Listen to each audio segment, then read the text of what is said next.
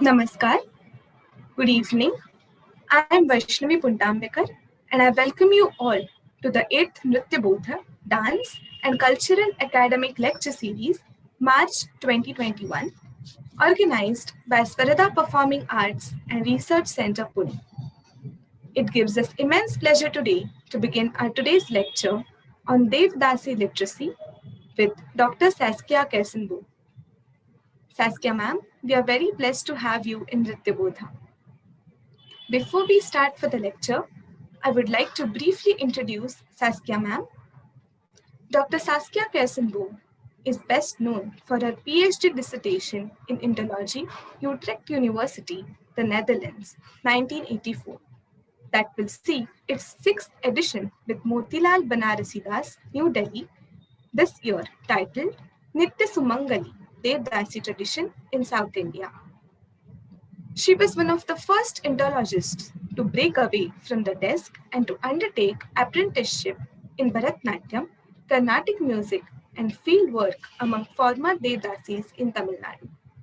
Saskia ma'am studied ritual repertoire with Srimati P. Ranganayaki, Tiruttani, 1914 to 2005, and Kotli repertoire in the Srimati T. Balasaraswati style with Srimati Nandini Ramani. Recent fieldwork in South India opened a new window to her in understanding of the identification by and dedication of Devdasis to their ritual task in Hindu temples. Even after the Devdasi Act in 1947 that forbade dedication and ritual labor by Devdasis was passed 3 months after Indian independence, silent traces remain in temple shrines. Before we start today's lecture, there are a few announcements. All of you, please turn off your videos and mute your audios. We will have a question and answer session after ma'am's lecture for half an hour.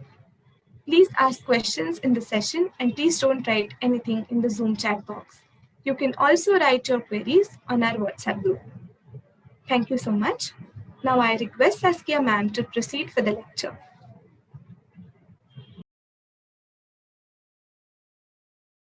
Okay, so thank you very much for your kindness in giving me the opportunity to restart my laptop and to have my text ready. So basically, you have seen a little kind of fragment of that huge manuscript, and actually, the title of this lecture is the Devadasi literacy. And this literacy actually addresses the capacity of Devadasis in Tirutani to read and to write. And this is proven by Subburatnama's manuscript, who lived in the 19th century and only passed in 1950. However, the central argument of this presentation will be that such literacy functioned basically as a memory aid. As a memory, and as a memory aid to performance, to ritual performance. In other words, the manuscript testifies a strong oral praxis of applied knowledge. Orality, in contrast to literacy, does not refer to analphabetism. That means not being able to either read or to write. It refers to a mode of knowledge transfer that is not reading and writing in silent privacy, but it is performative and doubly interactive. It always needs two or more. We will unpack the oral features of this applied knowledge called prayogam as a methodological praxis that is handed down in the course of several generations. Such expert knowledge is purposeful in an embedded setting where it is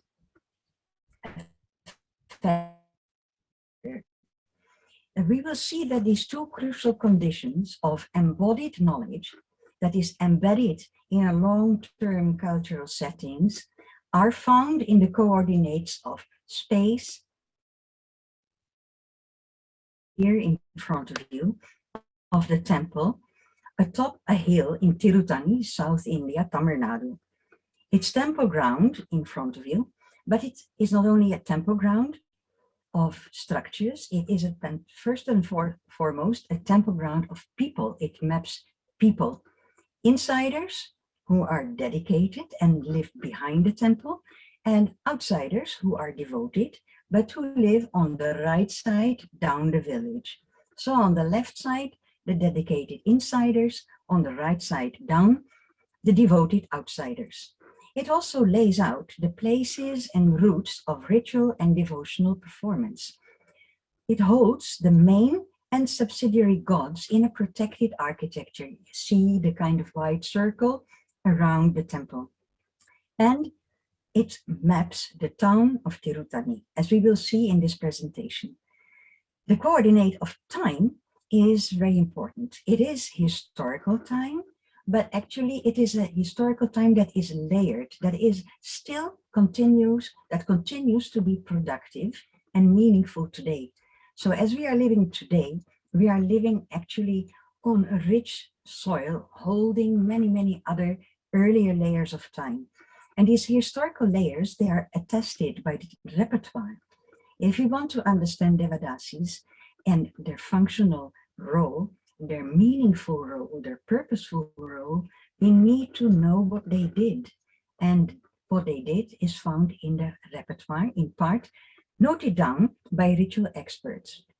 And these historical layers do not only show what they did, but also how this cultural site has been borrowing and transforming, both by insiders and outsiders to the temple.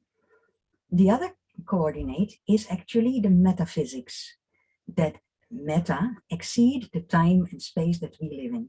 Because time and space, these two coordinates, in the kind of traditional temple setting, and not only temple setting, the broader Hinduism is considered as threefold. Three worlds, Triloka, and three times, Trikala. In conclusion, we will have a conclusion at the end of the journey, the implications of emerging literacy that gradually turns away from orality, re-inscribing oral repertoire onto a literate, urban, national, and global public. That is what we are going to ruminate and think about after having seen space and time in Tirutani. And I proceed to the slide where we are now.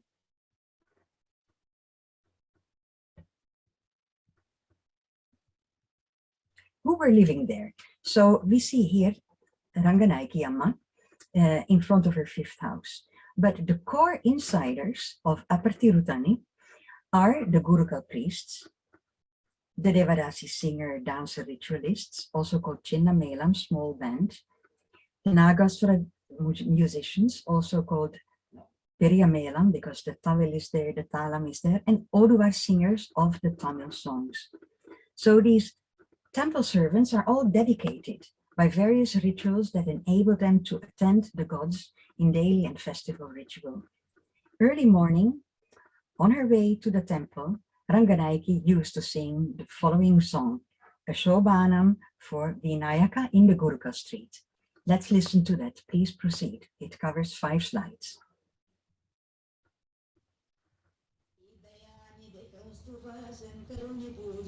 Please proceed.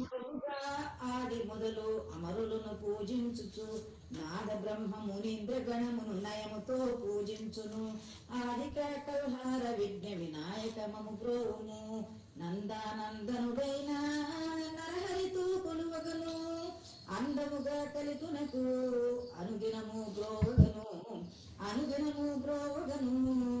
This is her family, going back to Srimati Chinni Amma.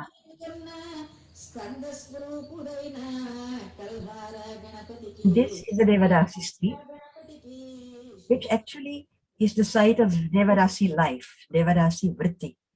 And here is Murugan. Can we stop here for a minute? This is a temple for actually Murugan, but it is called Saraswatishvara temple. And although we stop here at the Murugan shrine, please.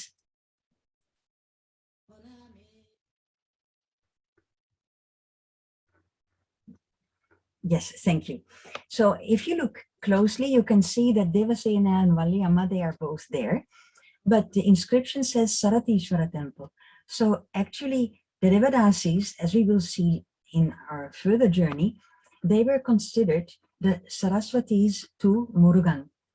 Murugan being enforced, being empowered by the Saraswati Ammas in the Devadasi street. Now we can proceed.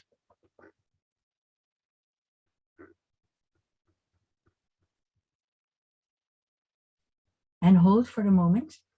The most important kind of marker of being dedicated, and by that having the right to live behind the temple with the families who occupied 9 houses on the left side of the Devadasi and Gurukul and kind of setting, was branding.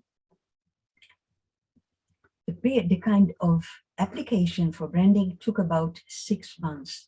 So Ranganayaki must have been requesting this right to become a proper, dedicated, marked Devadasi when she was about 16 years old. So as it is here in the slide, the application had to be sent to the king, Arji Petukovala, this is Telugu. And this had to be countersigned by 10 priests and 10 Devadasis. So it was not a matter of an open application, it was an application that already was embedded in people who trusted that she would be able to fulfill her function. So Gaji Puja was the end of her training in Bharatam, in dance, in Atam, Ata Kacheri. And then we will see Murugan later. Murugan holds several weapons, and one of the weapons that he is holding is the Kattari, which is the dagger. And this was brought from the temple, and you have in mind the kind of satellite picture, to the bridal stage at home, the 5th house. And a kalyanam, a marriage, was performed between her and the dagger. And one of the first steps would be tying the botu by her grandmother's sister. The Kashi Potu would be celebrated by a Navagraha Puja, dance, food, and guests. In the evening, by about 7 p.m., the whole company would go to the temple for the big Diparadane, and she would perform Pushpanjali, the Pushpanjali dance, and a full Ata Kacheri. After that, the Trishula was burnt onto her arm. So the question has been posed to me very often that the Devadasi, were they married, and why is it not no longer possible? I don't think these questions can be answered because, first of all, who would like to be branded? But after being branded by the Trishula on her arm, she was able to do for the first time Kumbharati. Kumbharati actually is her core competence, as we will see later, and she received a Parivattam, which is a ritual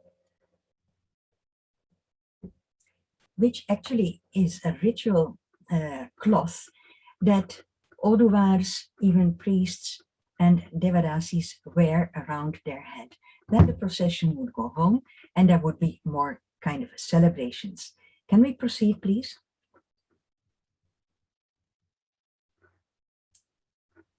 Please proceed. And please hold. So here we see this kumbha. You can see there are 3 rims on the kumbha, and actually this is a representation of the Triloka. Behind the kumbha, you can see the Tatudipa, 5 plates that Devadasis also had the authority to handle, and the royal insignia that are shown to the god in the evening, or actually at any puja. But let's have a look at Murray, the right to perform. What was this Murray? What was actually the core competence that we were talking about? Kumbharati completed the dedication to temple service. That means the triple rotation of the pot lamp by the Devadasi. This task was considered necessary. It was only a rite that only an ordained Devadasi could perform. This consisted her Murray, the right to labor in the temple, the right for her family to live in the 5th house, and the right to land and ritual gifts like food and clothes from the temple. The importance of the kumbha, of the pot, rests on it being synonymous with the goddess. The pot holds water, the fluid of life, like the female womb. The fire on top is the efficacy of performance, of transforming danger, polluting an affliction by evil eye or by evil in the surroundings. And this transformation of these negative forces are transformed by the Kumbharati into purity and auspiciousness regained. A dedicated Devadasi holding the Kumbha with its burning arati flame triples the goddess in her protective, healing power. The Kumbha and its ritual Kumbharati by a Devadasi occurs again and again in liminal situations during daily and festival rituals.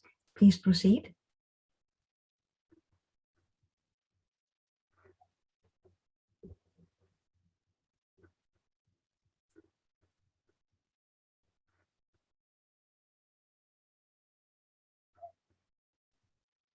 A little further.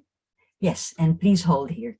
So here you see the manuscript written by Srimati Subburatnama okay, it's only 3 pages, and I've given you the extent of the pages. But actually, this manuscript holds the key to their prayogam. Let's have a closer look at that prayogam as applied knowledge. Please remember these 2 terms, prayogam, application, prayogam, as applied knowledge and applied skills, applied training. Prayogam refers to a knowledge praxis that is embodied by initiated experts and embedded in a cultural environment where this type of knowledge is purposeful and efficacious. There is no point in projecting this knowledge outside that embedded cultural environment. We saw that the experts, the Gurukul priests, the Devadasi ritual singers and dancers, as well as their musical colleagues, lived behind the temple in Upper Tirutani. These ritual artists were organized in a small band, Chinna Melam, and a big band, Periya Melam. The Gurukul priests and Periya Melam musicians still live there. Devadasi families were barred from further dedication to and participation in temple rituals in 1947 by the Indian, I repeat, Indian Devadasi Anti-Dedication Act. The purpose of their participation was no longer felt as necessary. Actually, independent India looked upon these cultural practices as embarrassing, shameful, and primitive. In short, not in tune with modern times. What was the original purpose then of the Devadasi Mure, and how did this purpose took shape in the work to which they were dedicated? The answer can be found in their actual repertoire, noted down by Subburatnama and performed until 1947 by her granddaughter, my teacher, Ranganaiki. These 2 sources reflect a universe of the Agamic temple. We will return to this term Agamic later, where the world that we live in is considered to be threefold: the world of gods, of mortals, and of the nether regions. These 3 worlds, that is the Devaloka, the Bhuloka, and the Patala Loka, they do not stay put neatly in place and in their separate domains. On the contrary, they move up and down and interact continuously. Human lives are cast between birth and death, and in that relatively short time, gods may protect and enliven their world of the world of becoming, Bhu, while the forces of life's remainders, the Patala Loka, form a constant threat and danger. The purpose of the temple is to regulate these opposite tangents into a harmonic, vital equilibrium, an auspicious harmony called Mangalam. The joint labor of priests, Devadasis, and musicians is to achieve, protect, and maintain Mangalam that ensures the continued presence and happiness of the gods in the temple and its protected playground, temple ground, which is their playground. The Subburatnama manuscript and its continued performance by Ranganaiki Amma shows this central concern to establish, maintain, and protect Mangalam auspiciousness. Their ritual statues earned them the popular name Nitya Sumangali, ever auspicious woman. The repertoire covers 3 main rounds of application. Remember, prayogam, applied knowledge. The temple indoor daily ritual, temple and town, indoor and outdoor festival ritual, society, sanctifying life cycles. In all three realms, the Devadasi was believed to have special powers that could shield gods and mortals from the threat of danger, preactively or as a remedy, once danger had cast its spell on whoever. The emphasis of the compositions is on Jaya Jaya, victory, victory, Mangalam, Mangalam, Nitya Shubha Mangalam, auspiciousness, everlasting auspiciousness, Shobhanam, happiness, happiness in the love life of the gods. They praise the gods on a daily and festival basis and ask their protection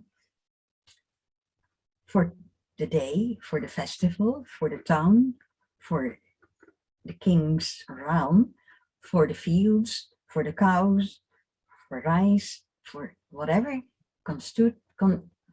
kind of yields a happy life. Pollution by dangerous forces is removed through Kumbharati, the triple rotation of the pot lamp, as their core competence, as we saw. The manuscripts hold several pushpanjalis, flower salutations, that invoke the god. Actually, the flowers invoke the god or the goddess to be present. And this is done inside the temple. They may be accompanied, these pushpanjalis may be accompanied by mangalams and by Kumbharati. Melakolupu and Lali or Unjal mark the day from waking up the gods and goddesses to swinging them to sleep. Shobhanam, Stotram, Churnike, Ashtagam, Padam, Ashtapati, Tevanam, Praharilu, they can be sung daily inside as well as outside the temple during festivals. The repertoire for festival ritual is rich, and I cannot put all this into the lecture, but I can give you a glimpse of it. Because a festival like in Tirutani, it would last 10 days. We have 2 hours. Odam, boat song, is sung. Dramas like Kuravanji and Kamaputu are performed. Joyful group dances like Kolatam enliven the procession in temple grounds. A fully fledged Ata Kacheri dance concert opposite the Mandapa pavilion, where the gods or the king are seated, includes Melaprapti, Mangalam, Alaripu, Shabdam in this order, Jatiswaram, Padavarnam, Padams, and Tilana. Kalyanam, I should say, Kalyanam, or Kalyanamu in Telugu, is the most important life cycle ritual, both for the gods and for society. Devadasi is used to decorate the marriage pavilion, assist at preparatory rituals prior to the actual wedding ceremony.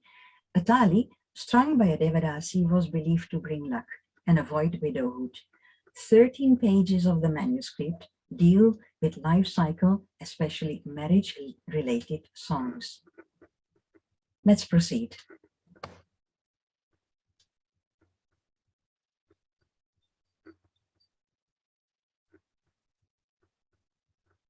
Please proceed.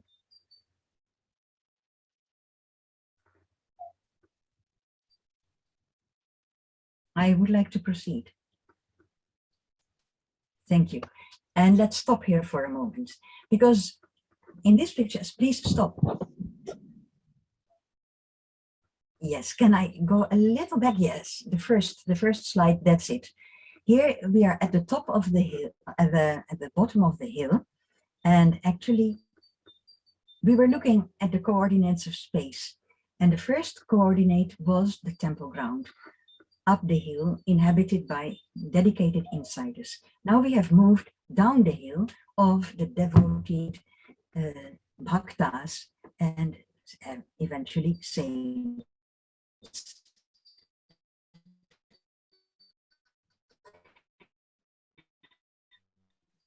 Today, the town of Tirutani is situated in 65,000 inhabitants, Tamil and Telugu. All road signs in Tirutani are in Tamil script and in Telugu script. The majority is circa 92% Hindu. Minorities are 6% Muslim, 2% Christian, a few Sikhs, Buddhists, and Jains.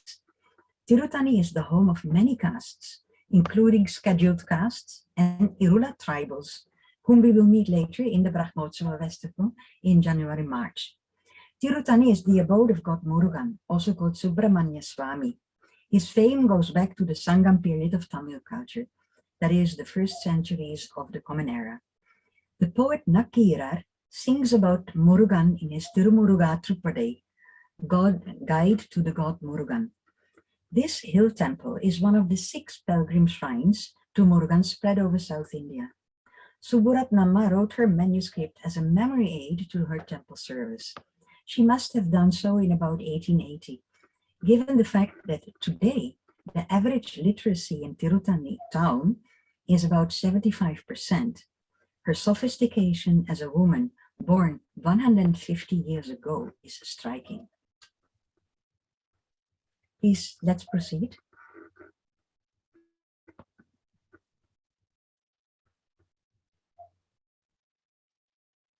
And hold, please. Thank you.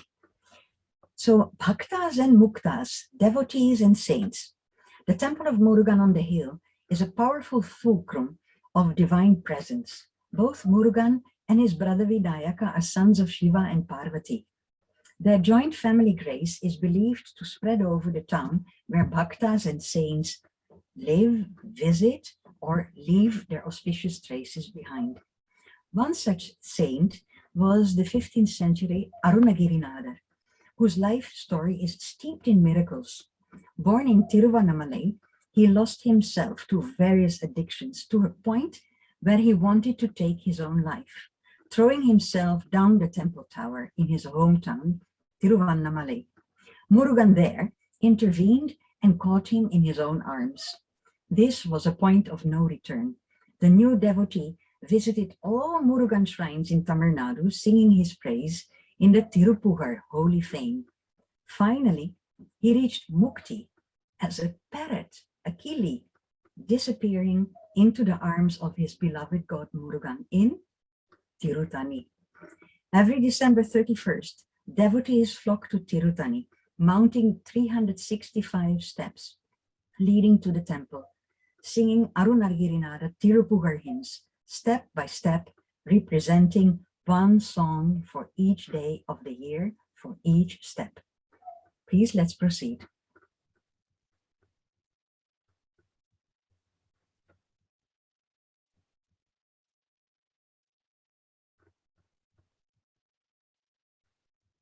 Can we proceed?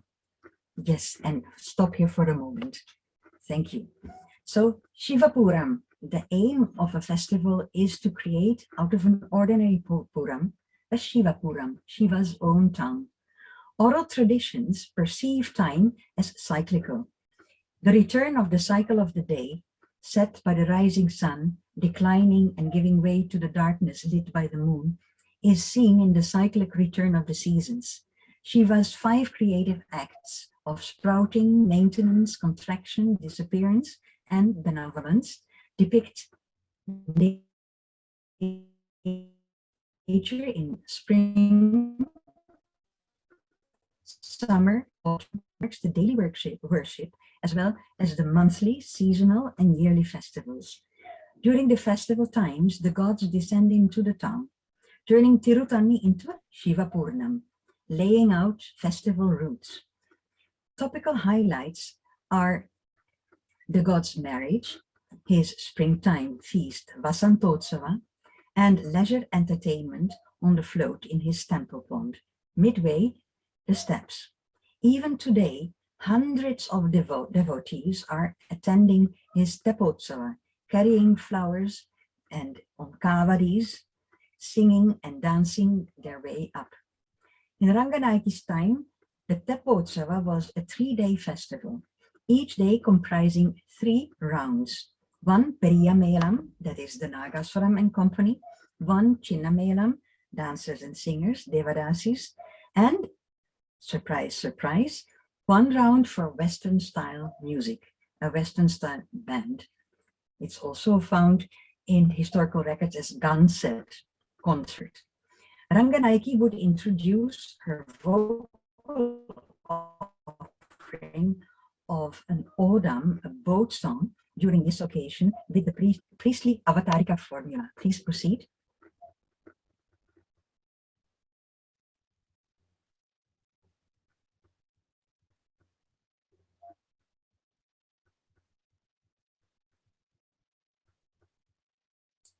This is the tepam, the pond where the tepalswa is held.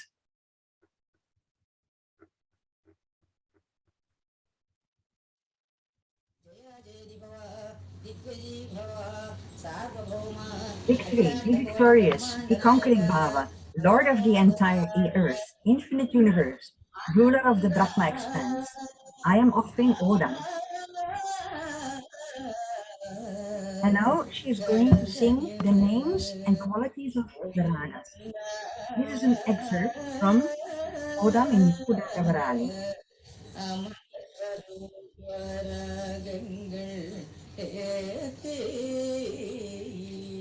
Yeah.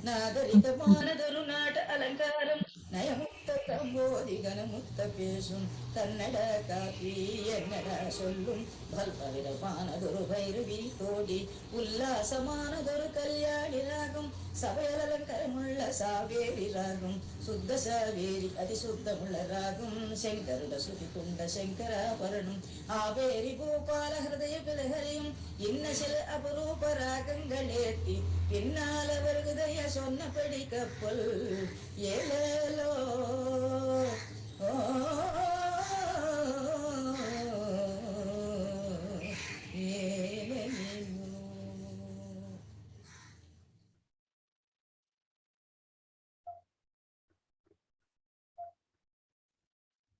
Please hold for a moment. Please hold. Thank you. So we have reached now the hill top, and first what we see is the Gopuram. Now, the Gopuram is one of the most important borders between the world of mortals and the world of the gods. And as the gods return, because they have been traveling all the way down the village, enjoyed themselves on the pond, they return now back to their inner shrines.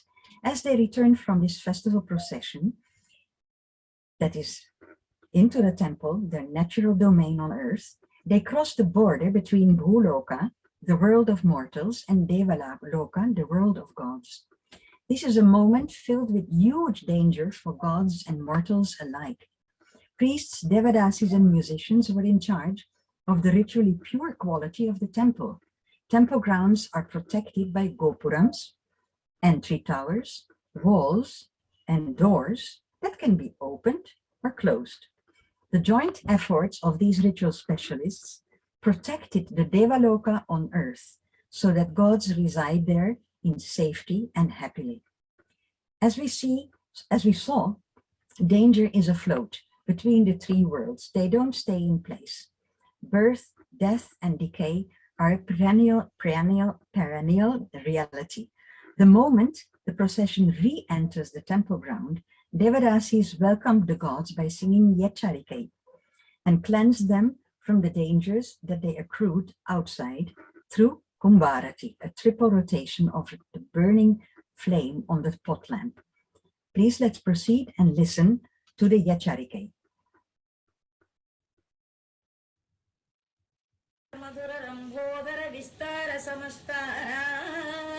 So invocation of Murugan's qualities and heroic feats.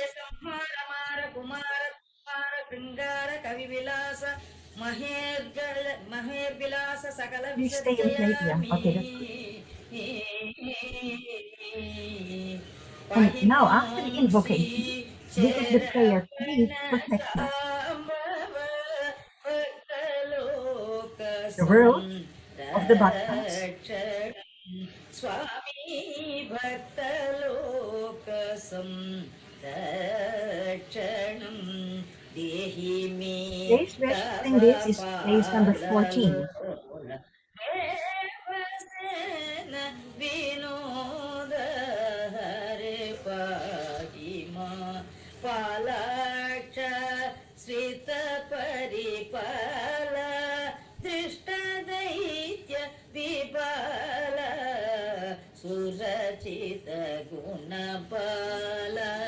ಸುಂದರರಾಯ ಹೆಚ್ಚರಿಕ.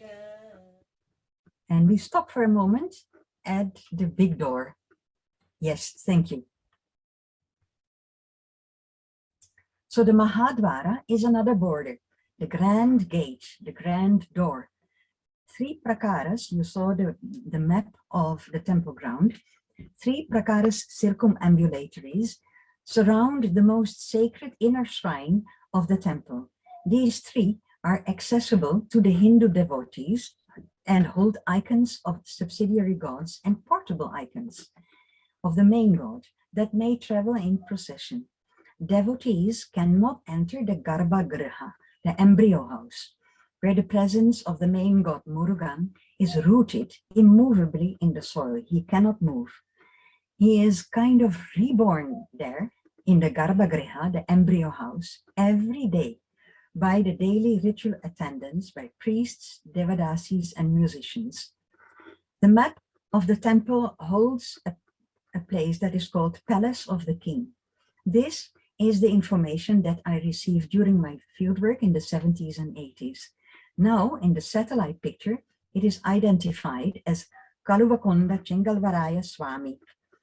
During the times of Subaratnamma and Ranganayaki, that means the 19th and the beginning of the 20th century, the king was considered to be a Chaladeva, a moving god, a proxy of Murugan among mortals.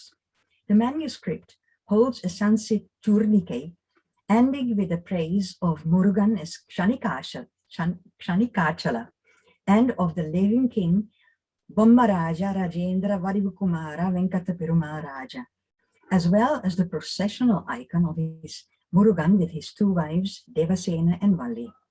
Please let's listen to this song or this ending of the tourniquet.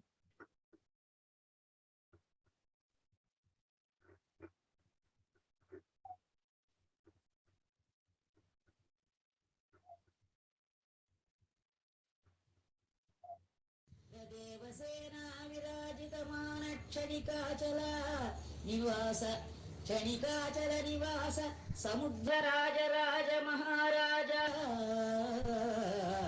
ಅಷ್ಟದಿಕ್ಪಾಲಕಲ ಮಾನ ಅಭಯಂಕರ ಬಿರುದು ಬೊಮ್ಮರಾಜ ರಾಜ ರಾಜೇಂದ್ರ ಪತಿ ಕುಮಾರ ವೆಂಕಟ ಪೆರುಮಾಳ್ ರಾಜ ಕಂಠೋಬರ ಪ್ರದಾಯಕ ವಲ್ಲಿ ಮನೋಹನಾಯಕ ದೇವಸೇನಾದಾಯಕ ಪಾಹಿ ಮಾಂ ಪಾಹಿ ಮಾಂ ಪಾಹಿ.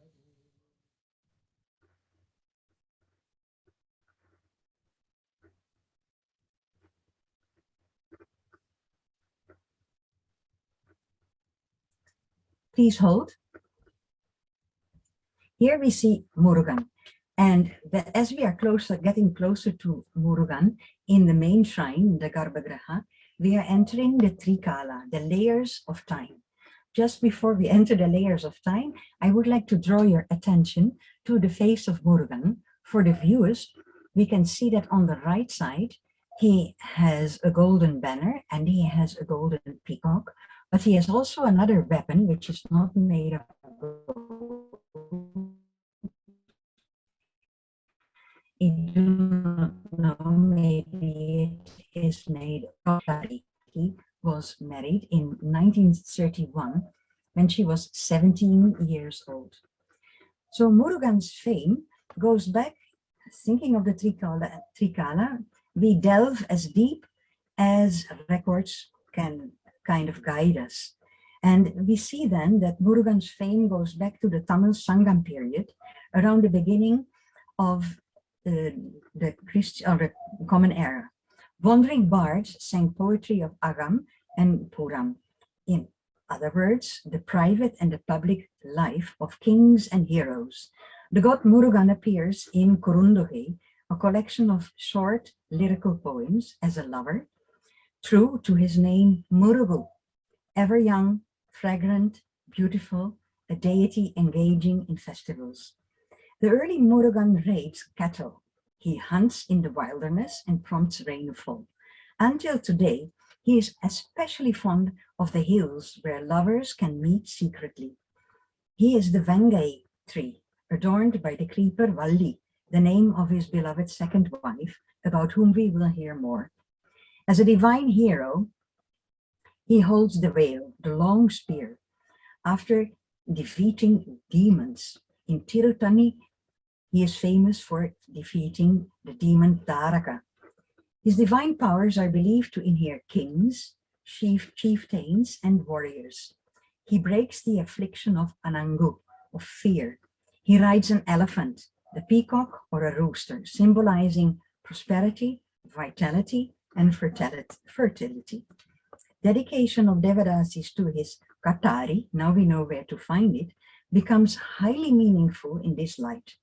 As Murugan retires for the night in the Palliare, the bedroom, where his goddess already awaits him, Devadasis accompanied him by singing his victories. Can we hear Jaya Varivela? Proceed, please.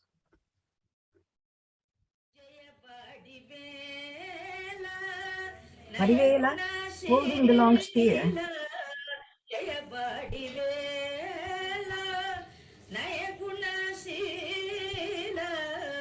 is a leader. He is holding a staff of sandal adorned with lotuses and rides the peacock.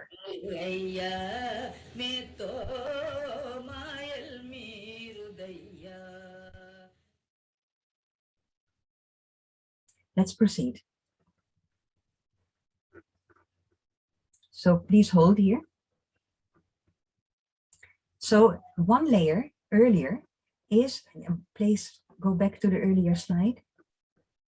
The stones, yes. And then a little clearer, thank you.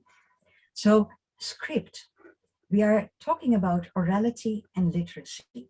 So script actually is one of the first technologies. It is really a technology to represent human knowledge outside the human body.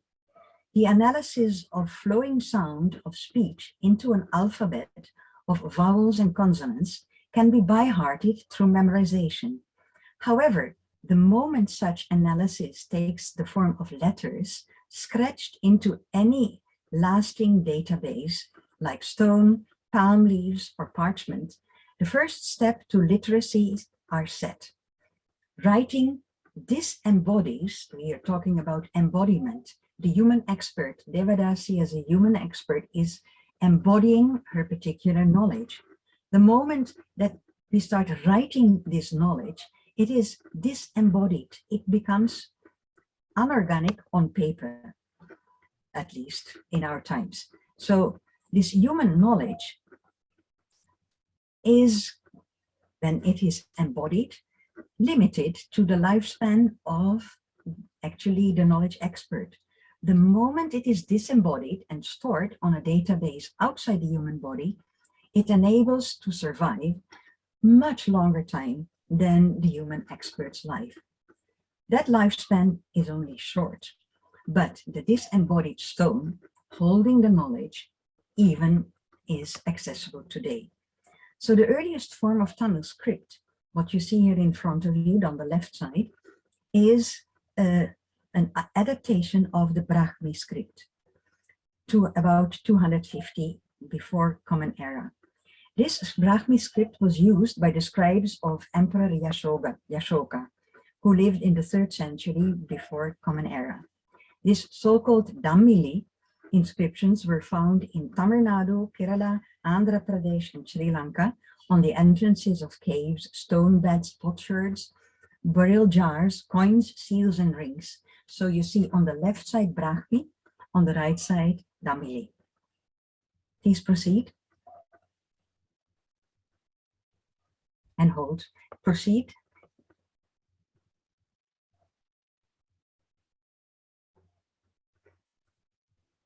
Yes, and here we stop for a moment, hold.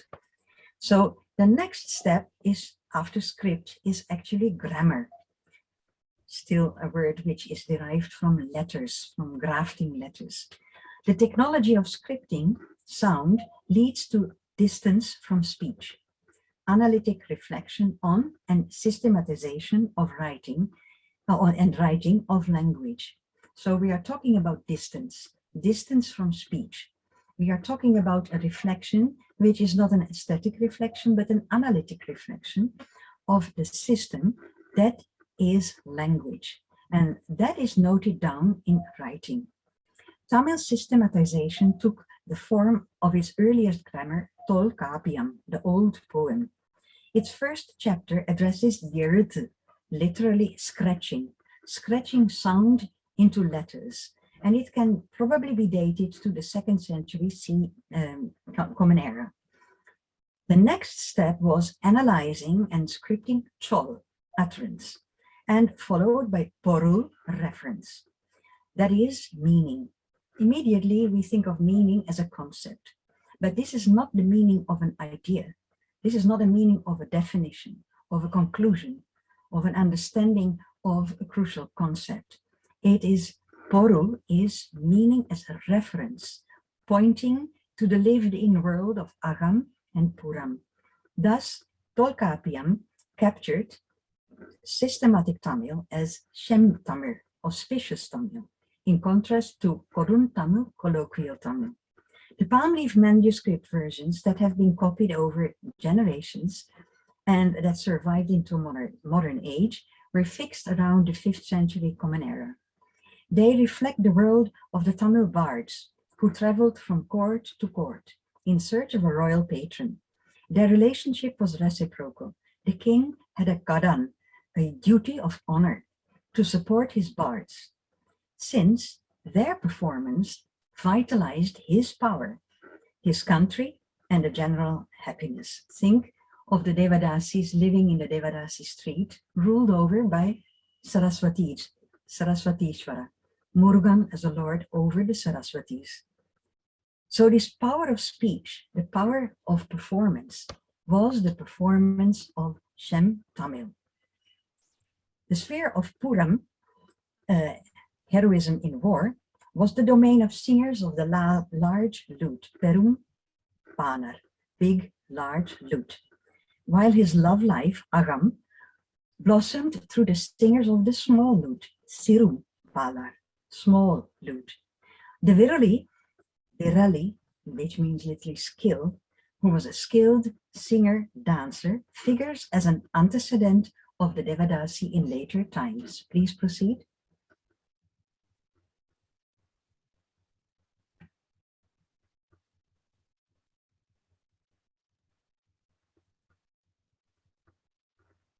And hold, please. So now we have reached Bhakti. So after we have seen Murugan in the hills, we have seen the king and the compatibility of kings and Murugan, we move into the second half of the first millennium, and we are confronted with Bhakti, the power of love. In this second half of the first millennium, love and heroism, Agam and Puram, transformed into an army of Nayanar leaders. They invigorated Shiva by the power of Tamil verses in melting devotion called Bhakti. By then, Shiva resided in his many forms in temples of stone, so no longer in the woods or no longer in wooden or improvisatory shrines. Real temples like the kind of map you saw of Tirutani temple spread over Tamil Nadu. I want to emphasize that this entire perspective is from the Shaiva Prayogam of Srimati P. Ranganayaki. A similar development took place in Vaishnava shrines, but this is not the topic of my presentation. So let's go back to Ranganayaki and her antecedents. 4 poets are considered Samaya Guru, the kind of broad, deep, basic teachers. Appar on the left in the 6th century. No, Appar is in the middle with a kind of ladle. 6th century. Sambandar, 7th century. Sundarar, 8th century, and 9th century Manikavasagar. Many poets who were saints follow the example of these main gurus over the centuries. The scribe Nambi Andar Nambi compiled their verses in the 12th century as Tevaram and Tirumurai during the reign of the Chola king Kulutunga II, but only through divine intervention. Listen. The god Pollapillayar discloses the rahasya, the big secret, that the verses of the 62 Tevaram poets, you have seen 4 now, are hidden in a sealed room in Chidambaram temple. On reciting some of the hymns, the door opens and all manuscripts are found under an ant nest. Unfortunately, the melodies of the verses are lost to the 12th century memory. Shiva himself advises to obtain these melodies, which were called pan in Tamil, from a temple maiden, Rudraganika, who belongs to the family of Perumpanar, who had said then, in the time of these 4 major gurus, actually, he had set the melodies to the work of Sambandar way back in the 7th century. Happy and grateful for these divine interventions, Nambi compiled the Tirumurai, adding himself as the 63rd saint. Please continue.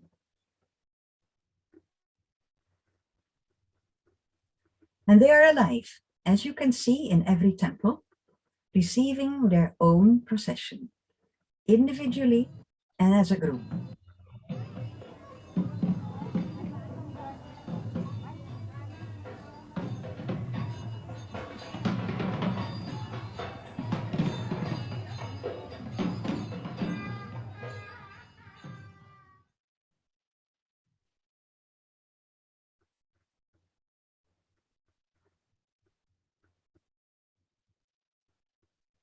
Please hold this one. Here we see Tiruvasagam, the voices of the 9th, 10th century. Reference to Devadasis is not only found in local legends. Even the Periyar Puranam, the big Puranam, the South Indians spread it, Periyar Puranam, tells of the love story between Sundarar, one of the 4 great gurus, and a Rudraganika. That was the term that can be found in Agamas, the god Rudra Ganika Devadasi, called Paravai in Tiruvaru's Tyagaraja Swami temple. Shiva allowed the 2, Sundarar and Paravai, to marry, although both were dedicated to him in Adimai, bondage. Adimai is the word for dasa. Their story is complex and it involves Shiva's tricks, another Devadasi wife in Tiruvotriyur, Paravai's jealousy, and Shiva acting as a go-between to make the lovers meet again. Until today, the Rudraganike Paravai, the Devadasi Paravai, has her own shrine in Tiruvarur. The Suburatnama manuscript mentions Tevaram, Virutam, and Tayumanavar.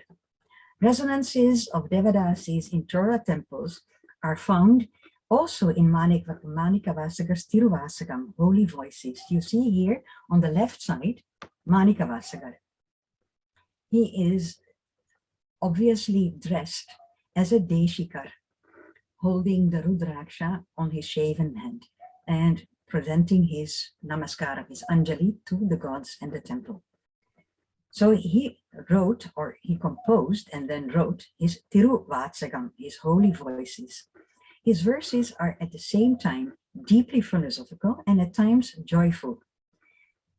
Then he describes the going-ons in temples. Actually, we see Devadasis at work. Songs, dances, and rituals found in his work remained part of temple repertoire for daily and festival worship during the Suburatnama and Ranganayiki's time. We will listen to fragments of this repertoire sung by Ranganayaki, mostly in Telugu or Sanskrit, and see woodblock prints to similar songs from Tiruvasagam. So we leap 10 centuries from Manikavasagar to the Suburatnama manuscript and actually the 20th century Ranganayiki's performance. Yes, please proceed, please.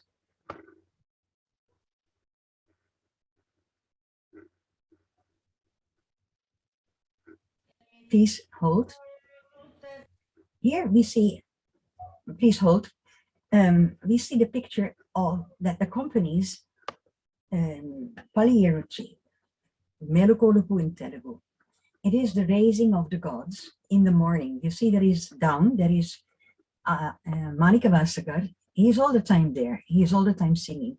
And the Devadasis opening the shrine. And actually, indeed, Melakolupu used to be sung by Suburatnama every day, 4 o'clock in the morning at the Mahadvara, the grand gate that we have seen. Whereas Ranganaiki used to sing Melakolupu only in Margari Masam, Dhanur Masam, that is half December, half January. Please let's listen to Ranganaiki describing the world that wakes up again and requests the gods, please you too wake up. The cock says, I crow with pleasure, I face the moonlight. Lotuses have blossomed, flowers smell sweetly. So please, Lord, wake up.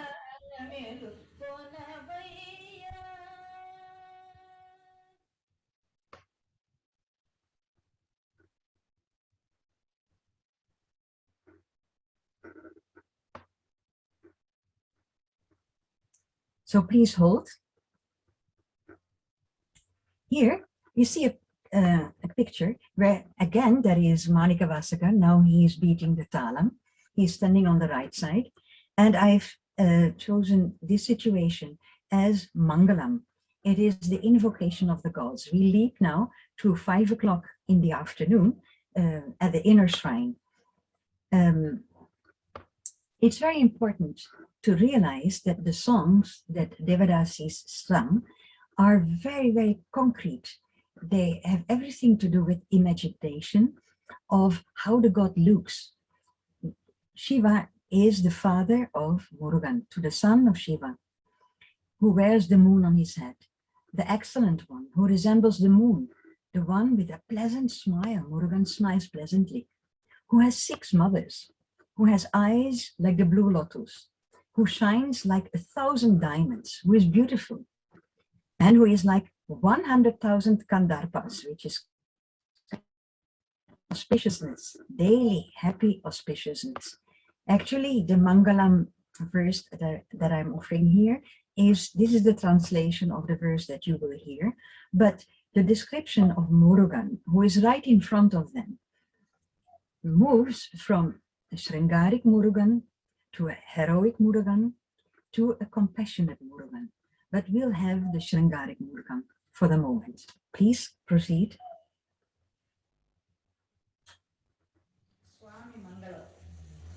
Indu Putunaku Induni Pavasunaku Mandaspritunaku Shanma Urunaku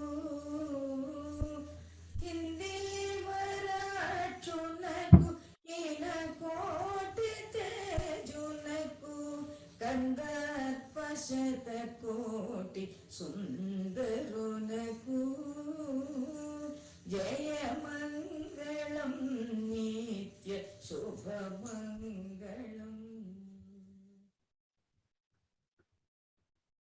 Please hold.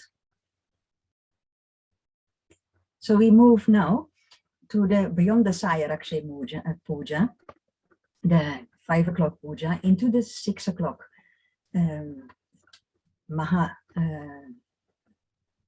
Abhishekams, Deeparadhane, and Pushpanjali.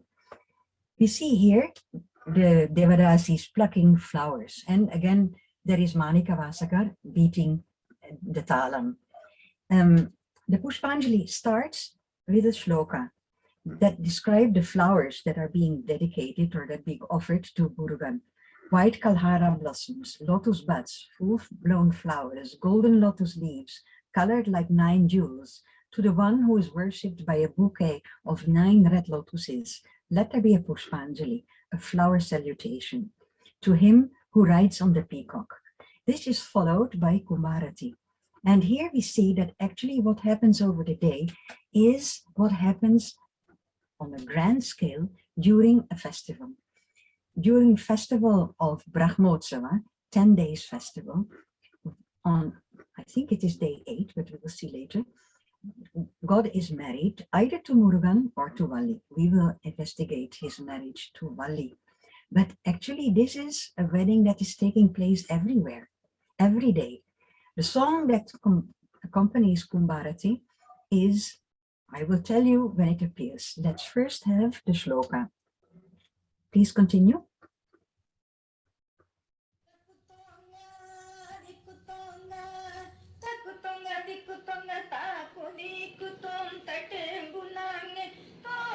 This is the introduction.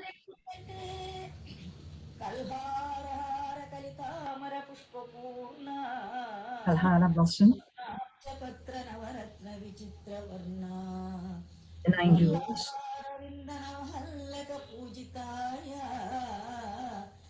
Worship. Ikivahanaya is the peacock. And now follows Kumbharati.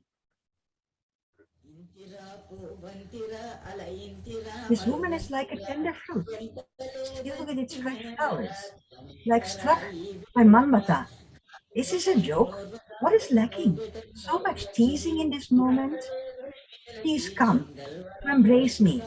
So, in such a way that the onlookers are jealous. And what follows is actually the celebration of his Kalyanamu, of his wedding. And after that they sing Shobhanam. The love god Manukopa, whose amorous desire is like a torrent, always together with the goddess who gives Shri. O Chengalvaraya, Shobhanami indeed. To the daughter of the lover of Shri, Chengalvaraya, Shobhanami.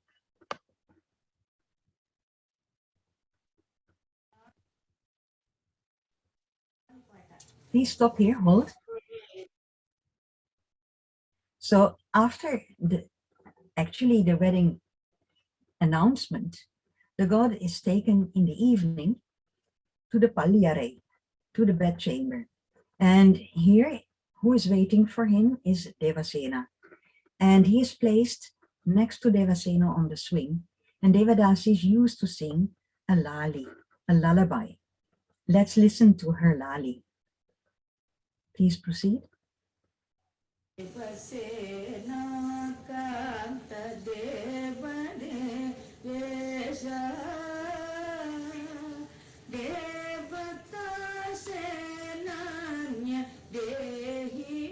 Well, here we have the two lovers, Murugan and Devasena. Lali is the kind of swing movement. Paper, whose like breasts are rubbed with kasturi musk, fresh, juicy, auspicious, nubile girl.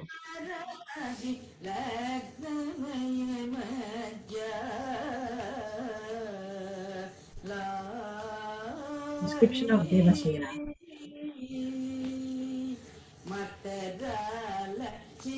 The mandapa, decorated with flowers and alligators, adorned with brilliant jewels, agreeably smelling, with sandal and flower fragments.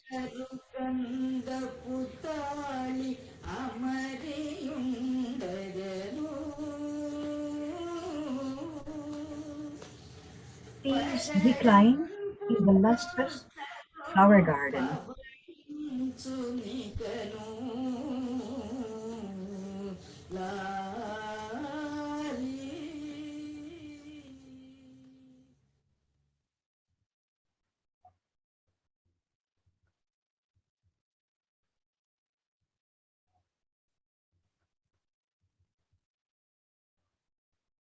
Please hold. So now we are entering the Utsava festival. We have seen the day or fragments of the day. The Utsava festival ritual, Utsu, is actually to sprout, to make grow. By the time of Manikavasagar, pilgrimages from temple to temple, the temples had been well established. These temples were stone structures, and the rituals inside these stone structures were laid down in agamas.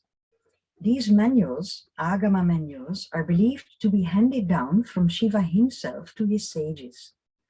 A Mahotsava, a great festival, starts in secret, pacifying all forces residing in the festival territory, collecting local soil, planting seeds, and tying protective threads.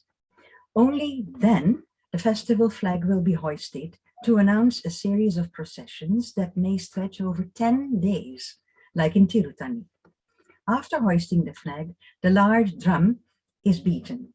To the guardian deities and Shuddha Nritta, pure dance is performed. No longer in Ranganaiki's time, but she remembered that her grandmother mentioned dance sequences like da de de da de de da. Can we proceed?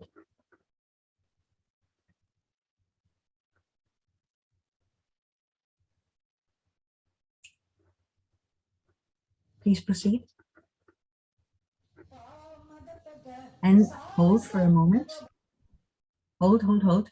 So here you see that when the festival is in full swing and procession is going into the prakaras, the circumambulatories in the temple, joyful dances are performed, among them kolatam. Now pay attention to what you're hearing and think of the third round on the teppan, on the float, the Western band, the gun set. Here you hear kolatam swaras.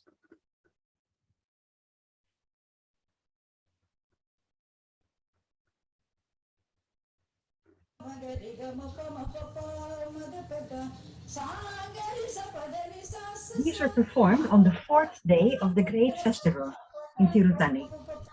Murugan would travel in a flower palanquin, Palaki Vahana. In the evening, these Kolatam dances were performed as he was appearing on the Naga Vahana, the snake mount. Please hold this.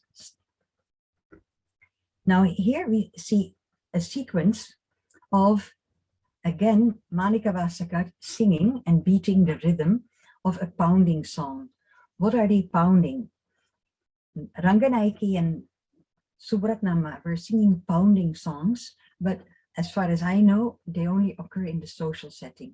However, pounding songs were very important, and Manikavasakar composes such a song which gives a glimpse of the life of Devadasis in the 9th century, 9th, 10th century. So what does he compose? I'm giving verses 1, 2, and 9. He says, in the voice of Rudraganikes, we hang auspicious pearl necklaces and flower garlands, place water pots containing the germ of life, incense and lamps, chant hymns of Shakti, goddess of earth, Saraswati, Gauri, Parvati, and river Ganga. We hurry to wave the fan and sing of Ayya, the graceful one, while we pound, dancing, pounding the dust of gold. For our Lord, whose hair locks are flowing with flowers, sacred dust of gold must be pounded. You, with the beautiful eyes like mango slices, come, sing loudly, without keeping distance from the worshippers. Bow and worship to our King, the dancer and the goddess who came to rule over us. For them, for the King, the dancer and the goddess who came to rule over us, we pound the dust of gold. Imagine the world as one large mortar. Imagine the huge mountain Meru as the pestle. Let the ornament of golden saffron flow lavishly. Think of it as truth. Sing without break about the beautiful sacred feet of the Lord in Perunturai, the excellent one from the south. Clasp the pestle with your right hand. We pound the dust of gold, dancing for the celestial one in beautiful Tilde. Actually, this is part of the day of the marriage ritual, to which we will pay later attention when we are looking closer at the song Shobhanam. Please proceed.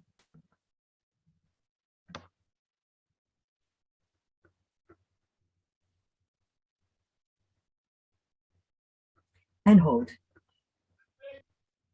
Here you see the Devadasis at a distance of the temple, And this is the social repertoire which I mentioned. It has to do with the life cycle songs, the kind of piercing of the ear, first food, parting of the hair, connected with pregnancy, Valekapo,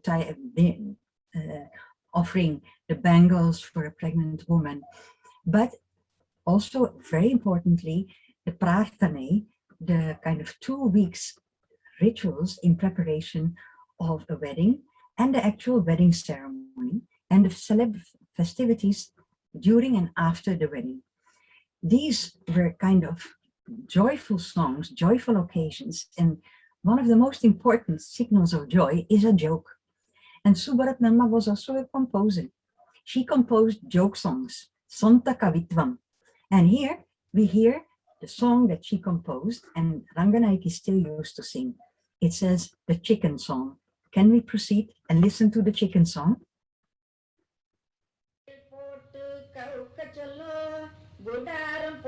When people say, the basket has been placed upside down, I say, I have set the tent. When people say, I placed it in the fire, I say, I saw Agni Bhagavan. When people say, we have cut it on the knife, I say, disagreement has arisen between me and the knife.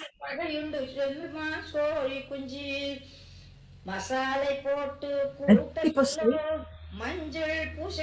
we have rubbed it with masala, I say, I've applied manjal. When people say we chew it after having put it in our mouth, I say, I have seen the 16 teeth. When people say we swallow it from the tongue down, I say, I have reached Ivaloka. When people say we have eaten ourselves placing it on the rock, I say, I have seen Surya Bhagavan.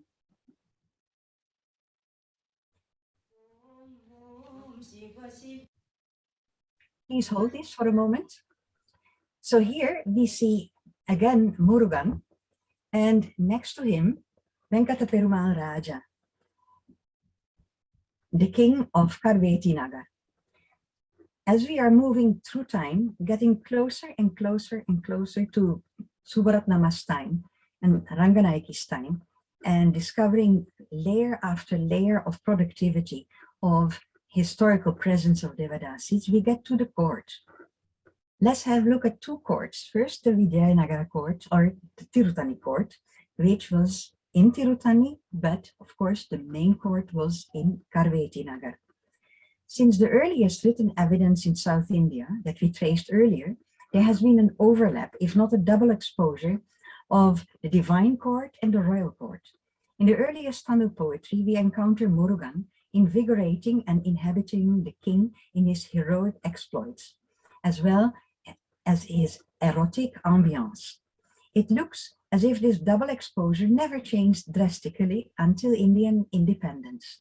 The structures and the divisions of power changed. They solidified into shared or separate structures, architectures and court life, but not the level of a cultural imperative. Many South Indian dance compositions in Telugu, Tamil or Sanskrit skillfully employ this fuzzy logic, making us guess who is addressed, a god or a king. It's especially in Varnams and even Padams, this is the case. Where it concerns the kings of Karveti Nagar, they can trace their dynasty back to the Saluvas of the 8th, 19th century. Their more recent heydays transformed from the Vijayanagara Empire. Around the 16th century, the family changed their name to Bommaraju. The last ruler was Venkata Perumal Raja, whom you see here in the picture, who passed away in 1940. His successors were still allowed to keep the title Raja and maintain the management of the temple, like the temple of Tirutani. The king had a palace on the temple grounds, and there he attended ritual performances, and vice versa. Ranganayaki remembers their full Ata Kacheri, their dance concert, in the royal palace in Karveti Nagar on Vijayadashami during Navaratri. Let's see how this overlap works in Kamankutu. For a moment, I will first give you the kind of translation. This is a selection of a dialogue between Kama and the girls. This Kama and Kuta performance was part of the Brahmotsava, day 6. It was performed during when Murugan comes on the elephant mount. And the place was the third Prakara, where the procession stops at the king who is seated in his palace. 9 Devadasis enact a dialogue between Kama and his targets. One Devadasi is Kama, and the other girls are the Bamalas, the girls. So first you will hear an introduction where the girls are entering, eulogizing Murugan as six-faced, holding the spear, being compassionate without blemish, a lord of the world. Can we have this small segment? Please proceed.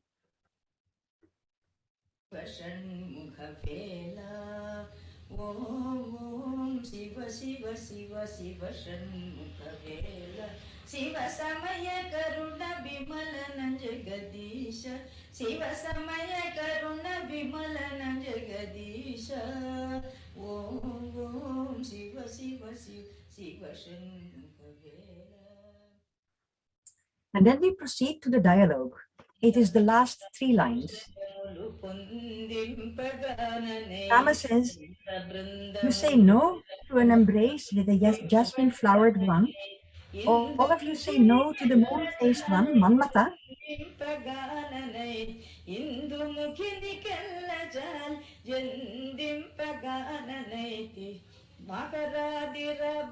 Now the girls answer to the Lord who is like the moon, Venkata Perumal Raja, the leader who protects.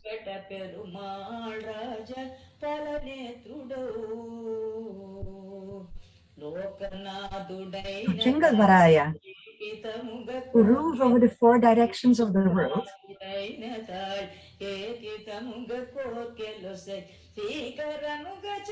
who exudes Shri, I am dedicated and serve.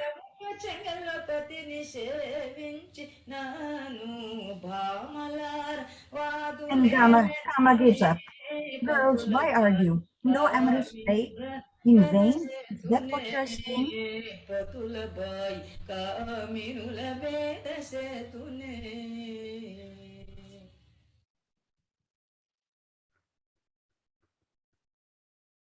Please hold this for a moment. This situation of the overlap of kings and gods is a situation we encounter actually from Tirutani to Tanjore court. The whole Kaveri Delta had a culture where the king and the god shared powers as the god and his proxy. Tanjavur we see here the court of the king of Tanjore, the Maratha king. Tanjavur as a cultural site knows a long history, ruled by Cholas, Nayakas, and Maratha rulers until 1855. The Brihadishwara temple testifies the pinnacle of Chola rule.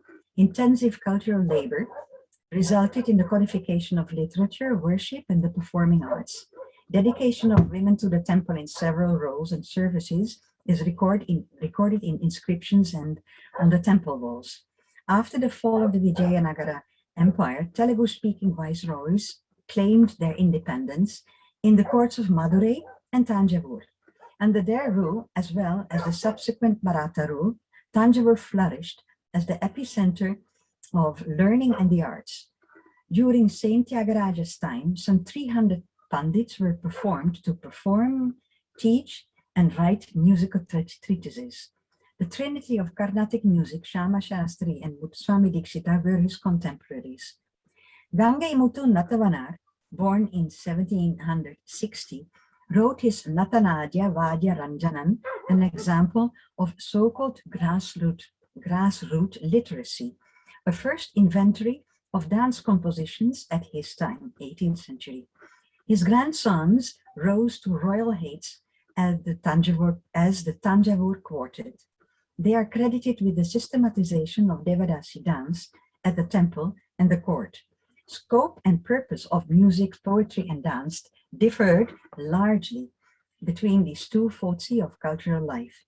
It is at the royal courts that literary creativity emerged, moving away from oral efficacy. Mudu Parani, a royal Devadasi, or called Ganika, wrote her famous Radhika Santavanam, a narrative poem in Telugu on the erotic turmoils of Radha. A crucial intervention in the development from orality to literacy was the installation of the printing press in 1805 by Raja Serfodi II in the Tanjore Palace. This new technology of storing human knowledge changed the cultural course of the 19th and 20th century, to which we will return later. Please proceed.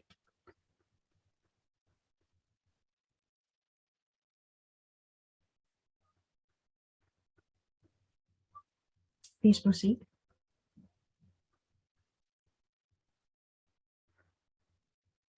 And hold for a moment.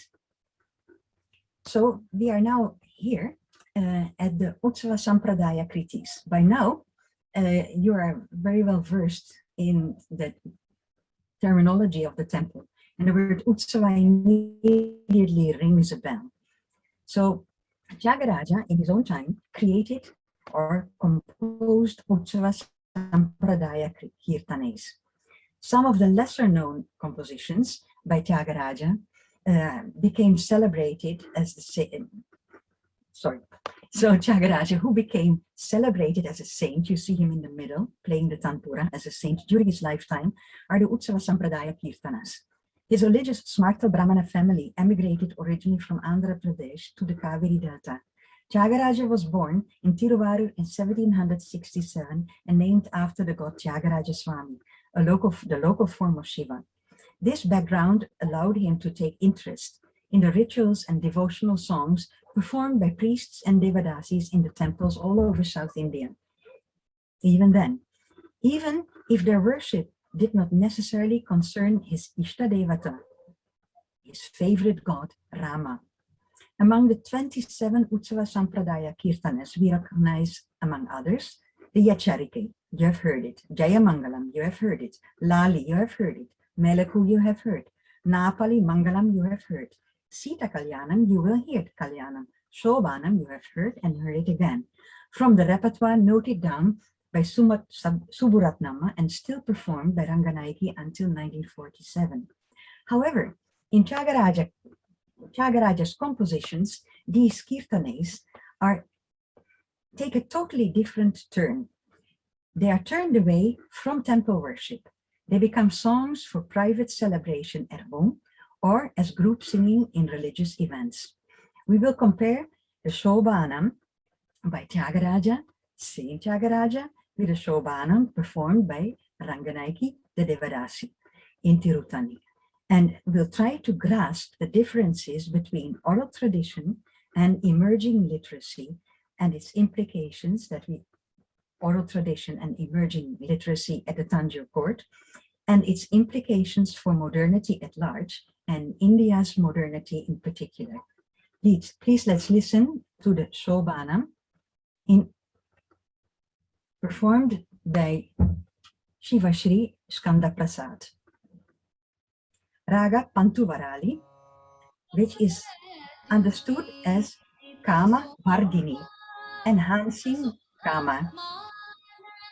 The Tala is Tisra Ekam, and the language is Sanskrit. So, interestingly, Rama's face resembles Soma. His Kama is placed in Manasa. Protect me, Vahimam, Sri Rama, Shobhane.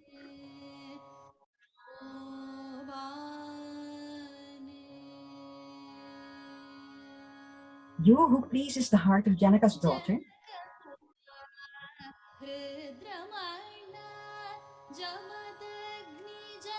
Parashurama, killing the mad king,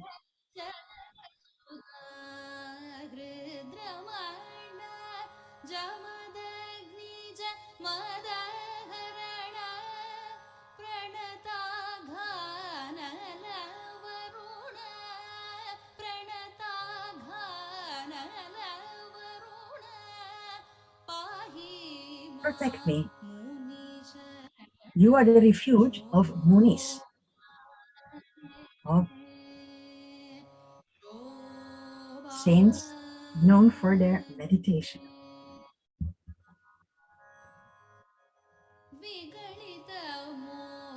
You whose ties to Moha have dried up,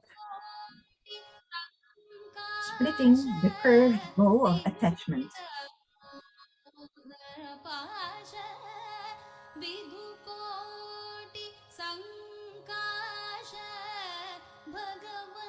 Lord of all regions, protect, protect, destroying Papa, evil, sin.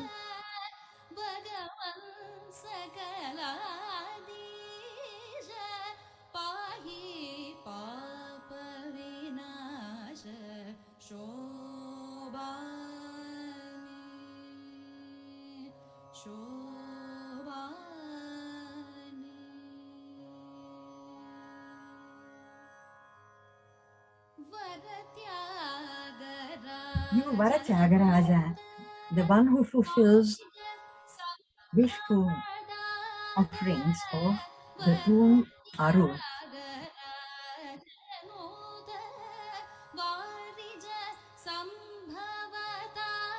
And he refers here to himself, Tyagaraja,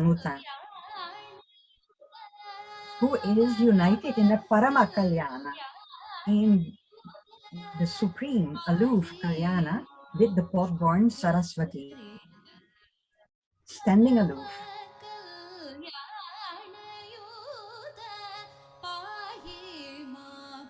Protect me, you of right behavior.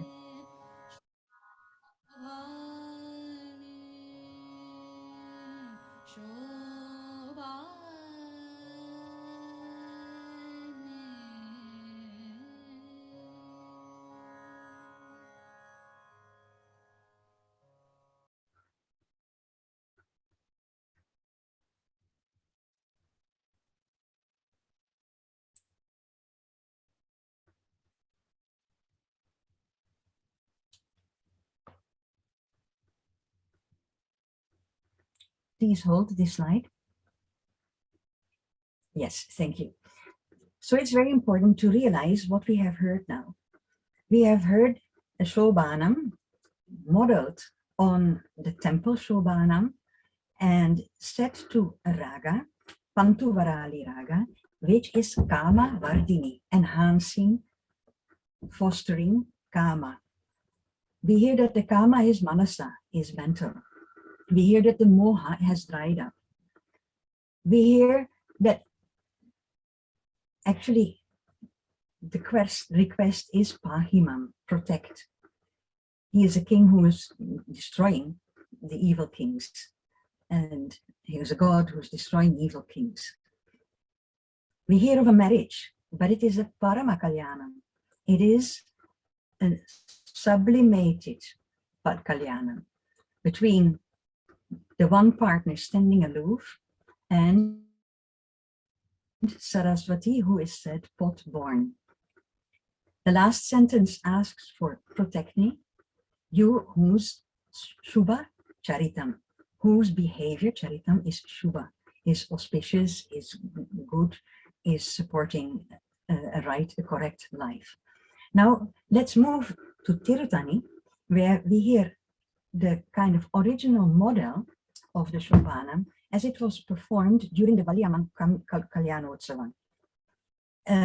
I'm afraid I'm running out of time, but can I still proceed? It is really, I can't stop in the middle of the lecture. Yes, ma'am. Yes, ma'am. Take your time. Okay, thank you. So we are going now to see the setting of the Shobhanam.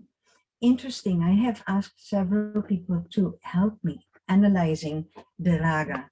The raga is difficult to catch in the Melakarta system.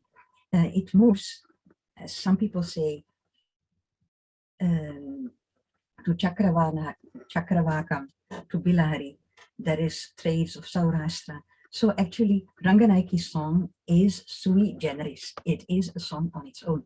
It is a Deshi performance, an oral performance set to an environment where it is fitting. But definitely, this is Kama Vardhani. So what do we do in the Kalyana, on the Kalyana day? The whole thing starts by 1 o'clock, 2 o'clock a.m. Sri Murugan circumambulates the temple on the Yari Vahana to descend to the temple to his elder brother Vinayaka at the foot of the hill. So he comes down all the way from, in the form, of course, of his processional image, down the way to Tirutani town and meets his brother Vinayaka.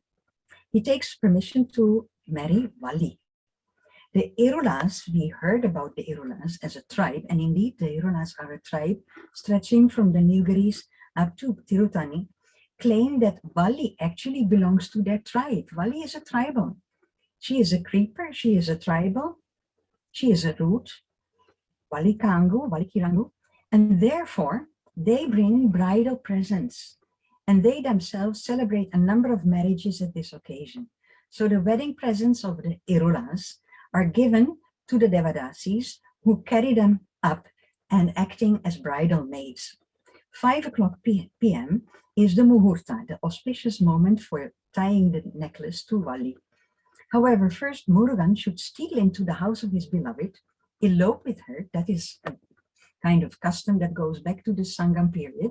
Remember, Murugan likes to be in the woods where lovers can meet secretly. That is a kind of, in Sanskrit, Gandharva marriage, but it's also called Rakshasa marriage, where lovers meet together and out of their own free will elope, and that is a form of marriage. So Murugan steals into the house of his beloved, elopes with her, and finally pays his respects to Vali's foster parents, the Irulas. So Murugan is taking the dust from the Irula's feet.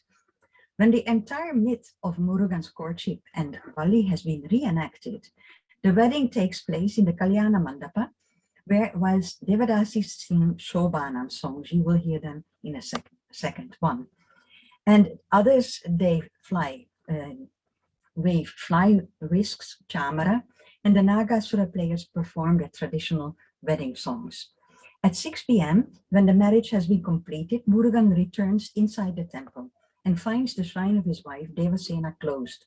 Devasena now is furious and is not willing to talk to Murugan. But Murugan sings, of course, through the voice of Devadasis. And Devasena Karavu Tirakun song, I will not sing here or kind of insert it here because we are on to Shobhanam. But finally the Devi is willing, Devasena, and opens the door to the shrine. The quarrel between the god and the goddess is a theme that comes again and again and again in Utsava Sampradaya, Utsava kind of tradition.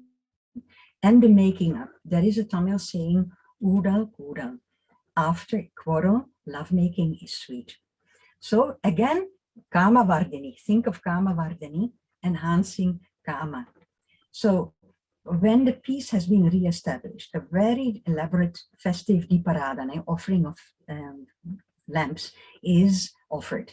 And a special lamp is prepared from mavu, rice paste, with karpuram, with camphor, and in the colors of black and manjal. Devadasis perform this Diparadane at the time of Kalyanam of Vali. This grand lustration is at the same time the most powerful remover of drishti, of evil, envious eye. And it concludes the festival. Now we are all set for the Shobhanam. Please proceed.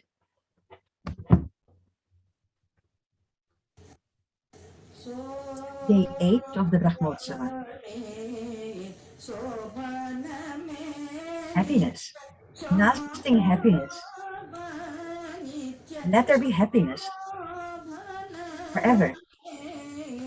Lasting happiness.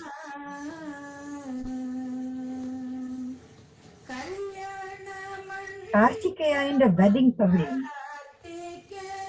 Kalyana Mandapa.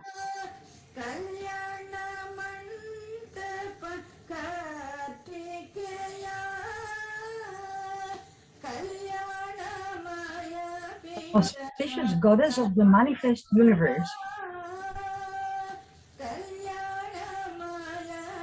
auspicious goddess of the manifest universe. So here are the partners, Kartikeya and the goddess.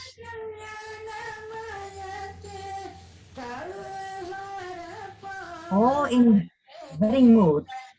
Parvati holds the Kalhara flower with wedding jewelry, twinkling and bright, happiness, lasting happiness. Let there be happiness, lasting happiness, happiness.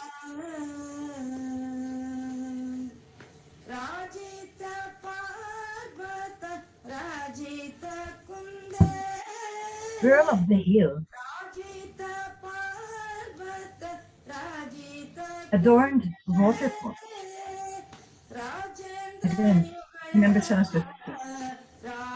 Partnered by the Supreme Lord who eloped with you, Valli. Little moon of the king, little moon of the king, in the brilliant night and the tender heart,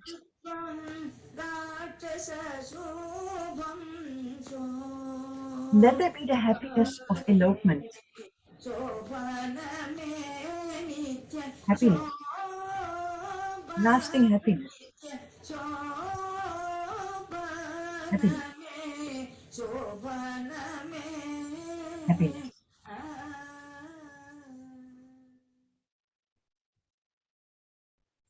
Now can we stop here for a moment? Now we have come to actually the closing statement, which is a conclusion. And because shortness of time, I'll just hint actually at the core concepts, which I like to share with you and which perhaps we can still discuss. So the conclusion is basically an understanding, the understanding of the world of Suburatnama and Ranganaiki Amma, who were fully cognizant experts understanding their world by doing, which is followed by the Devadasi Act, the anti-nouch, which was a misunderstanding, a not understanding. A misunderstanding is a type of understanding where there is a fault, but there is another kind of lack of understanding, and that is the not understanding at all. And we have reached today a stage where Suburatnama and Ranganaiki have disappeared almost behind the horizon because we do not understand. I have offered these two Shobhanams as a test case. What does this comparison of Shobhanam tell us?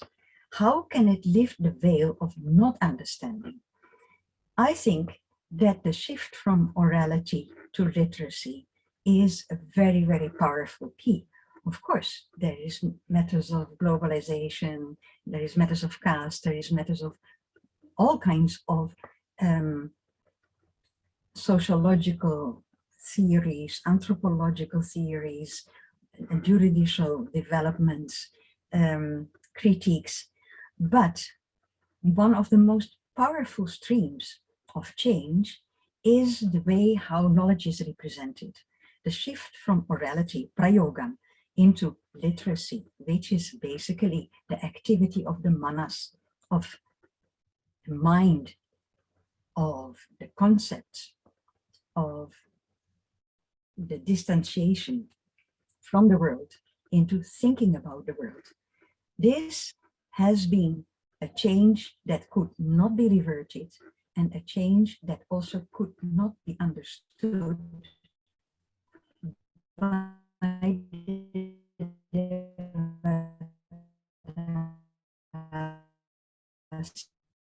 in Tirutani temple.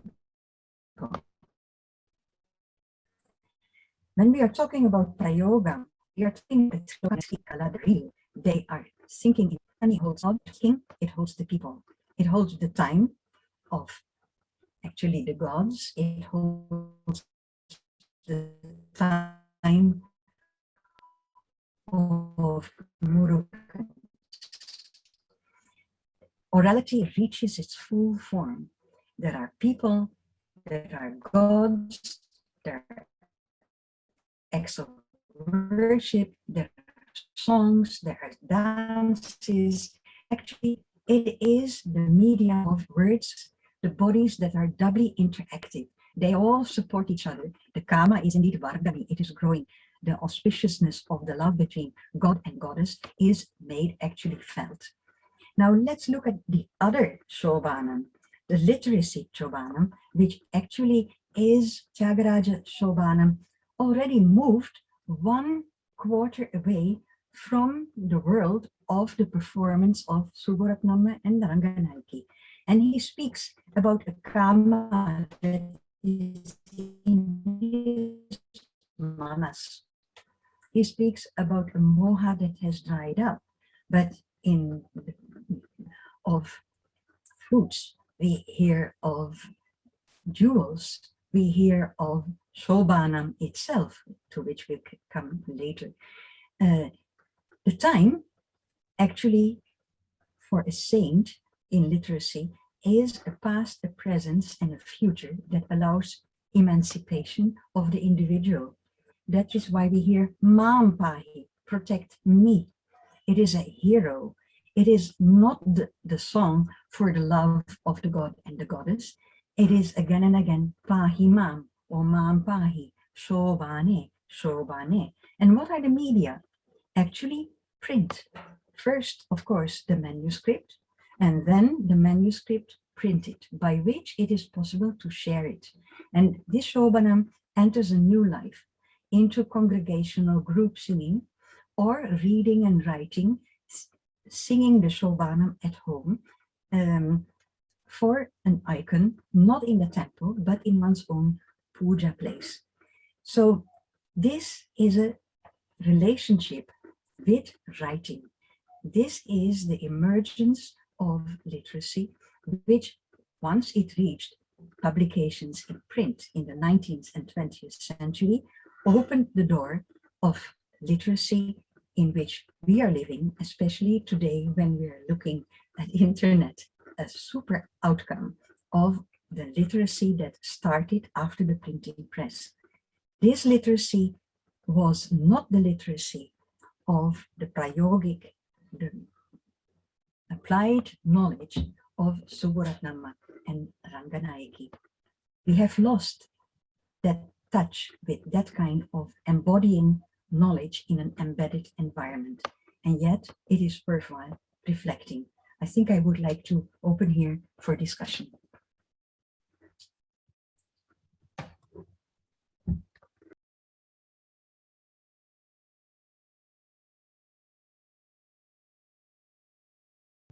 Thank you so much, ma'am. Thank you so much for a wonderful session today. Yes, we are open for question answer session. Yes, Mrunmay, you can ask your question.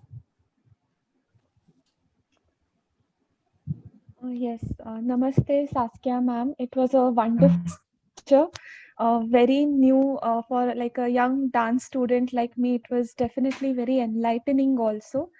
My question is that Thank you. is there any evidence, scriptural or literary, that tells us that this Devadasi Parampara or this Devadasi culture existed in Devi temples of South India? Definitely, definitely. Yeah, you can find this in Vaishnava temples, you can find it in Devi temples.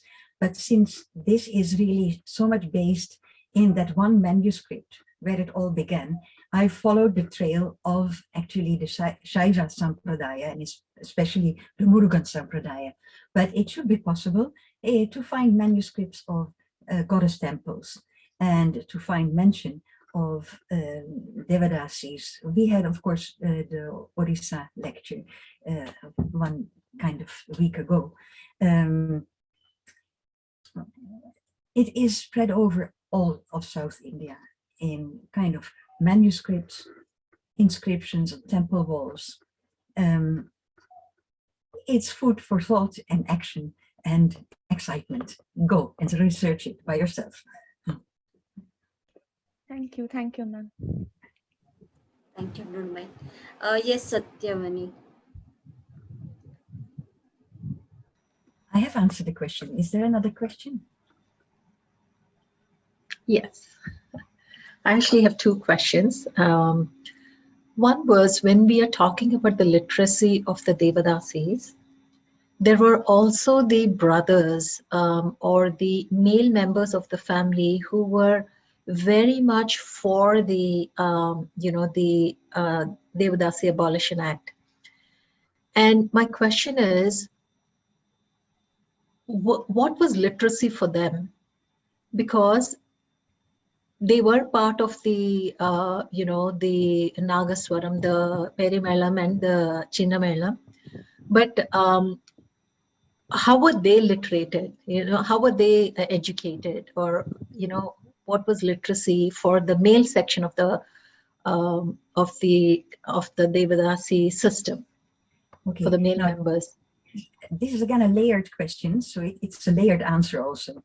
When we are thinking of Chinnamelam and Periyamelam, and it goes all the way back to kind of Sangam times as Perumpanar and Sirumpanar, these have been communities that have been really intermixing. If you think of Gange Muthu Natavanar, actually he hailed from an Oruar family. And even in the Tanjore Quartet family, there are connections with Nagaswara families. And they used to note down their repertoire also, and it's called Ole. They're noting it down on palm leaf. That's why I showed the slide also of the palm leaves, and the palm leaf inscriptions. And it is, I'm sure this is to be found in the Tanjore Saraswati Mahal Library. These are called Ole, and they are notations of basically the rhythms. And one of the first examples is Gange Muthu Natavanar of the 18th century, which I call grassroots literacy.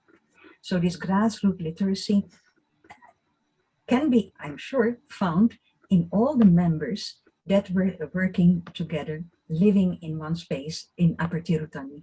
The Nagasura players are still living there. But interesting to kind of connect, I don't want to go there in detail because this is a discussion that is happening over many platforms. But you will be interested to hear when I visited the Nagasura families in 2010, they no longer play this kind of repertoire because indeed they want to play the Trinity. They want to play Shama Shastri, Muthuswami Dikshita, and Tyagaraja. There is an upgrading and a distancing of the kind of their own background. And indeed,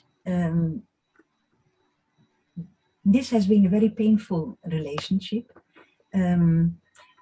which I have not experienced in the time that I was studying with Ranganayaki in Tirutani. She was on good footing with the Gurukals, with the musicians, with everybody. But it is a site of very painful conflict and internal takeover of the rights and the kind of livelihood that was connected to a Murray. When the Murray of the Devadasi ceased, the Nagaswara, of course, could expand. Is this an answer to your question? Yeah, sure. Like you said, it's layered and, there are many hands. So could I ask just one question? I saw the beautiful sketches that you put as diagrams. Yes. I don't see them in your book. So I was wondering, where could I get them? I'm an artist and I'm just, this is a sidetrack, but. You mean the sketch of the temple ground? No, the sketches of the saint and the Devadasis. There were multiple sketches, diagrams that you put I out. would like, I must ask then, Vaishnavi. Vaishnavi, can you please produce the last slide where I give the credits? Yeah, sure. Oh, thank you very much. The point is, I have used partly my own materials. I can continue speaking. Yes, the last slide. Yes, that one. So I made a lot of images, photographs during my fieldwork. The slide of Venkata Perumal Raja is given graciously by Mr. Sri Anna Rao. My student and friend Sumati Ramohan has photographed all the kind of images that you see from the manuscript. Tiruvatsikam, I have from a small booklet, just a minute, where is it? Okay, these are the woodblock prints that you can find in the streets. Oh, They are nice. small booklets, yeah, and I've taken it from there. It doesn't want to show itself now. Ah, here it is. I can you see it? Can I hold it? Is it seeable on the? Sure. So you have just to go around, when there is a festival. These small booklets, they are sold in the street. Thank you. Yeah. Okay. Good. Thank you. Next question, please. Yes, Yashoda ma'am, yes. Akka, you're on mute. Namaskaram, ma'am. Namaskaram. Once again, you have set the route for tomorrow's talk for me. And I just want to respond also to Vani. Vani, I know Vani is a friend of mine, ma'am, and I know where she's coming from, that question too. The answer for that will come tomorrow, because tomorrow's talk is greatly inspired by today's. And you have brought it all the way to Ranganayakama, ma'am. So I'll take it forward from there to the next year and bring it to the Andhra land and talk about just one text, which will talk about the social context. So that makes it complete. And thank you so much for setting the stage for the talk, ma'am. And as always, I'm very, very inspired. And I have a whole lot of notes that I've written down yet again from your talk, ma'am. Thank you. Thank you.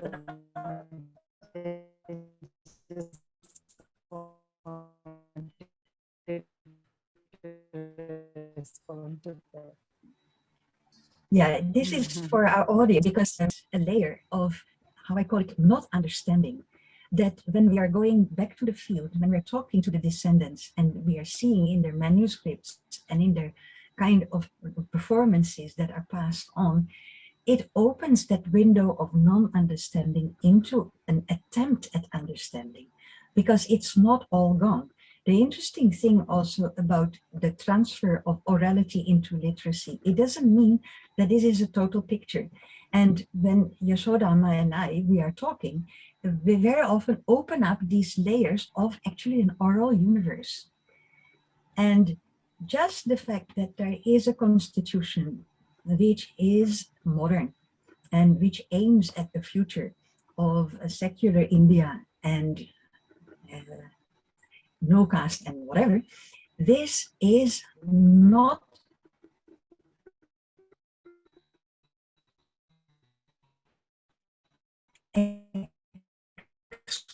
exclusively ending orality.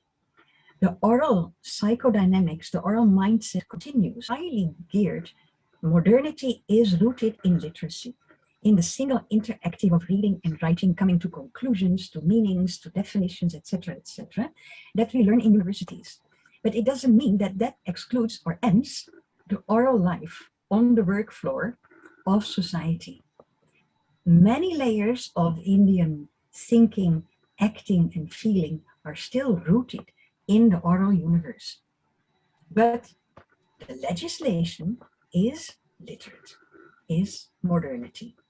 And this rupture, this kind of tension, I think is one of the very powerful keys to understand what's going on today. Because orality is not over and literacy is not totem. Can you please reflect with me on this? You're absolutely right, ma'am. And I'll be talking more about this tomorrow. Frankly, I don't even know what I'm talking about tomorrow till now. But when I talked to, just 2 days ago, ma'am, when I was talking to Kotipalli Ratnam, one of my family members, and who has been giving me a whole lot of material and saying, Amma, Golakalapam, You should be performing. I have found this manuscript. You should be talking about it. She called me the other day and she said, in that book that I found, it's written by my grandmother, my guru grandmother. There are a few padams and javalis. I cannot read it. I have no literacy. I cannot read it. But if you tell me the line, the first line, the whole song will come back to me and I will tell you the rest of it. So are we going to negate her as illiterate? Are we going to say that there is no literacy about her? No.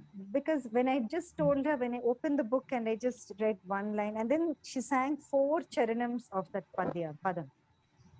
And then she tells me the meaning. She tells me over the phone, mind you, it's not even an audio video call. Over the phone, she tells me you must hold the hand to the left of your face and you must do this expression for this particular line.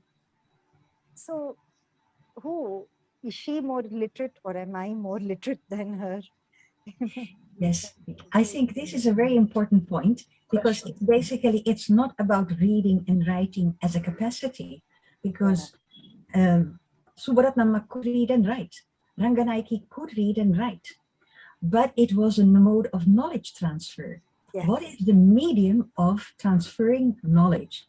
And if an oral tradition states that you have to be there in front of a god, and it has to be doubly interactive, and it has to go through bhavas, into rasa, into experiencing then and there, sensuously, that is orality. And literacy is just a kind of technology in order to enhance orality. In the case of Tyagaraja, it's the other way around. The orality becomes a mean to literacy, where it's all about the manas, where moha has been dried up. The kalyanam is parama, it is with a pot. It is no longer there. And where is the temple? There is no temple. Where is the procession? So orality there is used as a model, as an image for imagination in the manas.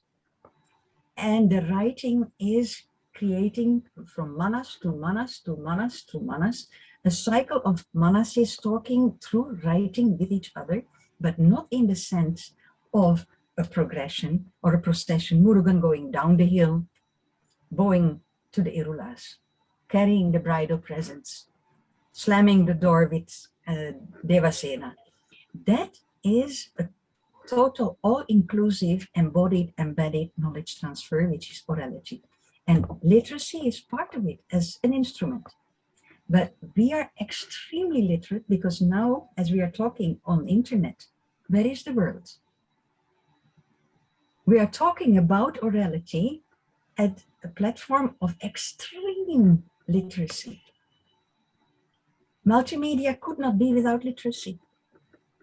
So can we, from our perspective, go back to that world, which is so sensuous and which is so interactive and so multimedia and so full of moha and so full of rakshasa vivaha, or where you have lizards, where you have kasturi, and where Shobhanam, it is stunning. Where in Tyagaraja's case, it is pahimam Shobhanam, Shobhanam, pahimam.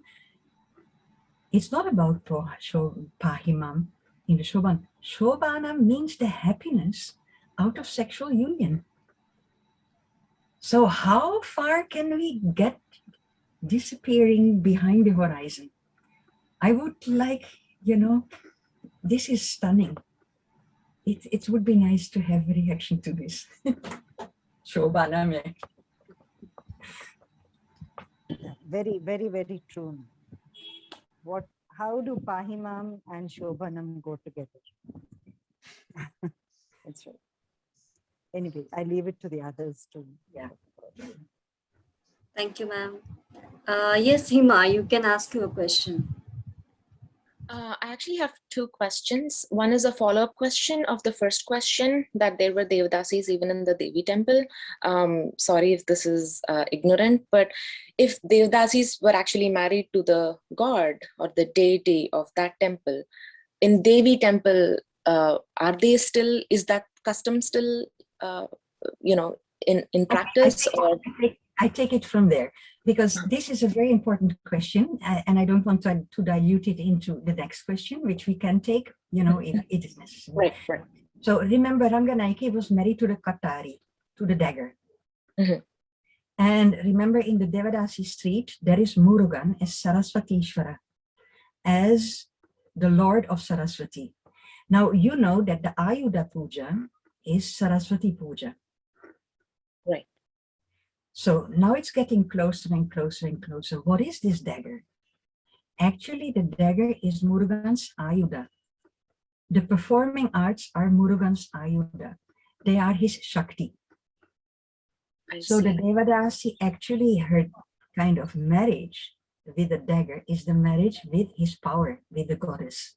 Marriage to the art, even maybe. Even Right? marriage to the art, to Saraswati, to Saraswati. Yeah, Saraswati, marriage to art. Okay. And to Ayuda, to his weapon. And art is a weapon to protect, to foster, to create Mangalam. When we are talking about purpose and efficacy, the aim is Mangalam. And what is the power of this Mangalam? That it kind of stops Drishti, evil eye. It stops Mala, kind of the very, very dark forces in Patala Loka that are as eternal as Ananda. Mala cannot be ended. And Murugan, when he destroys the demons, he doesn't kill them, because you can't kill demons. You can split them and subjugate them to your powers. So the rooster and the cock, they are actually originally Sur, a demon. So this whole kind of management of life supporting and life threatening, that is the prayoga, that is the kind of function of the Devadasi. So she is married actually to the goddess. And then she's taken up to the temple and dedicated Trishula. But again, Trishula, is it Shiva or is it the goddess? And this is a very difficult thing to understand, but modern India didn't like to be reminded of this danger that is ever there. And you can do waving the pot lamp, and you can say things, you can make herbs, you can actions to stop danger, to kill demons. That is not a modern mindset, because we are building to a future. But the idea that actually these dangers are recurring, they are coming again and again and again and again, like the seasons, and you need somebody in charge. And the somebody in charge was a Devadasi. Requires maintenance. Maintenance of Mangalam and protecting Mangalam against Papam. And for that she had instruments like the Kumbha and Arati. And of course the Tatu-dipa, which is the 5 elements. So this was very much in the limelight of great temples, and it was not understood, and it was by the modern mind, but it still felt as valid, because I saw in Tirutani how people called Ranganaiki to cure them of confusion, of headache, of trouble, and to support actually auspicious events. But of course, it is a whole continuum of the gods. There are gods who are living in villages. There are gods who are living like Srirangam or Tirupati or Chidambaram or Tiruvarur or Tanjore in very high agamic temples. And of course, these gods, they really ask different behavior. And those ritualists, female ritualists who are married to the goddess, they survive now only in Karnataka, in Yalamas, in Yogtis. And this multifunctionality was part of Hindu society. So as long as you cannot eradicate that type of thinking, that danger can be cured, that danger is a recurrent thing, that it's not a matter of planning of 5 years and then another 5 years, another 5 years to create a better future, all aiming towards a future, but a cyclical idea of time where similar things are occurring, and there have to be experts who can deal with it, because the divine basically is dangerous. It's not all very pleasant. It is the kind of Devaloka, Bhuloka, and Patala Loka that is like an elevator. It's going up and down. Gods can become demons. Demons can gain power. and we are somewhere in the middle. So save our lives. Where is the Devadasi? Is this an answer to your question? Yeah, it definitely is. Around. No, I mean, yes, it definitely answered my first question. The second question was, so my understanding was that the aesthetic, where it moved away from the more worldly aesthetic to a more of a spiritual aesthetic, was in the process of nation building and independence movement. How does Tyagaraja come into play during that time? Like, was he involved in this, or I don't think so, was he projected because of this? I'm taking you into another road, because the road which you're traveling is the road which is now all over the place. Okay. You know, this is the discussion of today in many variants. I'm taking you to another alley, and that is the alley of the shift from orality to literacy. The shift from the multimedia sensuous world where everything has to be prayogic, applied knowledge, embodied and embedded, to Tyagaraja, who turns away just a quarter. He still looks at the world, you know, like I'm looking at you now, but I'm turning away, and now I'm going to write who you are. You look like this, you have a blue skirt, you have a blue pullover, you have glasses, you put your head up in the bun, you're talking, what are you talking? And now I'm going home. I no longer see you, but I'm going to create a theory about it. And this theory is all in my mind, because in my study, there is nothing but my mind.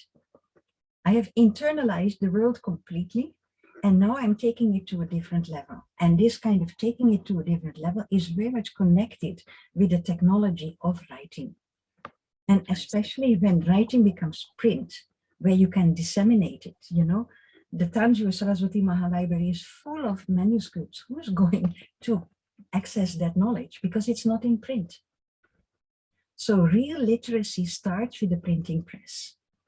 And Tyagaraja is in an interface kind of transition from orality to a reflected orality, put it down in his compositions and giving it a different purpose for his own manasa. Of course, there comes the Smarta Brahmin, but it's not a caste matter, it is a matter of culture. So they are into manas. So he is making Utsava Sampradaya in his manas. And he is making it as group singing for devotees who are not dedicated like Suburatnama or Rangaraiki. So it is a shift of function and purpose and orientation facilitated by the medium of representation of that knowledge. Basically, Tyagaraja is an outsider to the Utsava Sampradaya kritis, or kirtanas. But he makes it into his own thing. You know, I'm going to say something very unholy now.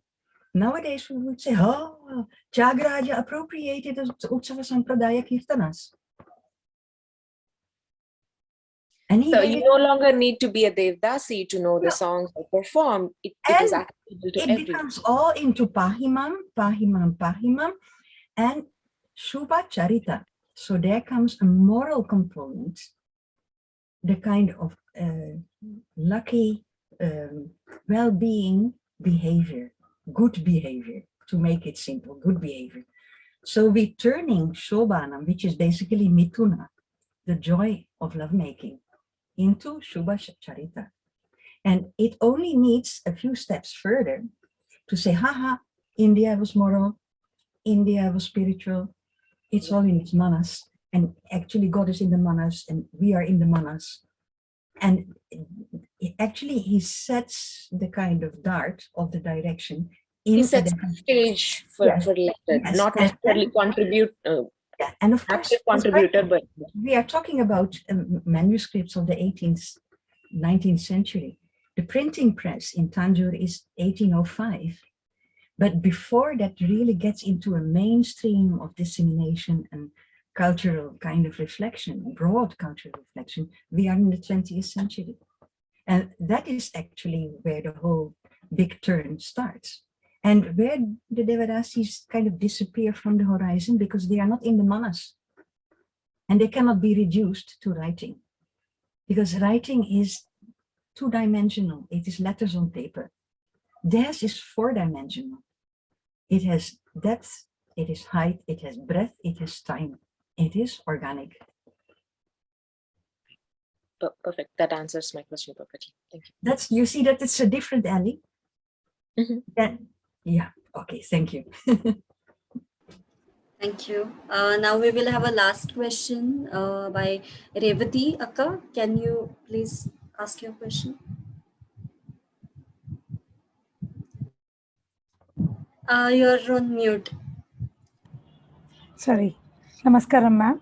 I just wanted to, from what you told me about Shobhanam and Pahimam, how did a single Devadasi who had to one day do a Pahimam and the next day do a Shobhanam to the local king, or the way, I don't know how that worked, what was her transition? How did she mold herself into both these genres is my first question. Okay, can we stop here? Can we stop here? Because, you know, we have little time. So when I'm talking about Pahimam, when Devadasis like Suburatnama or Ranganaiki sang about Pahimam, it is Yecharike. It is when the gods return from the Bhuloka, from the world of men, of women, of devotees, and all these dangerous forces outside the temple walls, the Gopuras and the Prakaras. So when she's cleansing him of these possible dangers, first, she is praising his qualities and taking away, and Virchayami, she's using then Sanskrit also. And then comes when he is again, you know, fit and clean, Pahimam. Protect the Bhakta Loka Bhakti. She is never singing Pahimam in Shobhanam. This is the transfer of the direction which I showed you, which occurs in Tyagaraja. Ranganaiki never turned away from the world. She tried in Madras to be a teacher of music and dance, but it was not acceptable because she had not made this turn. And she also didn't understand that actually this was happening.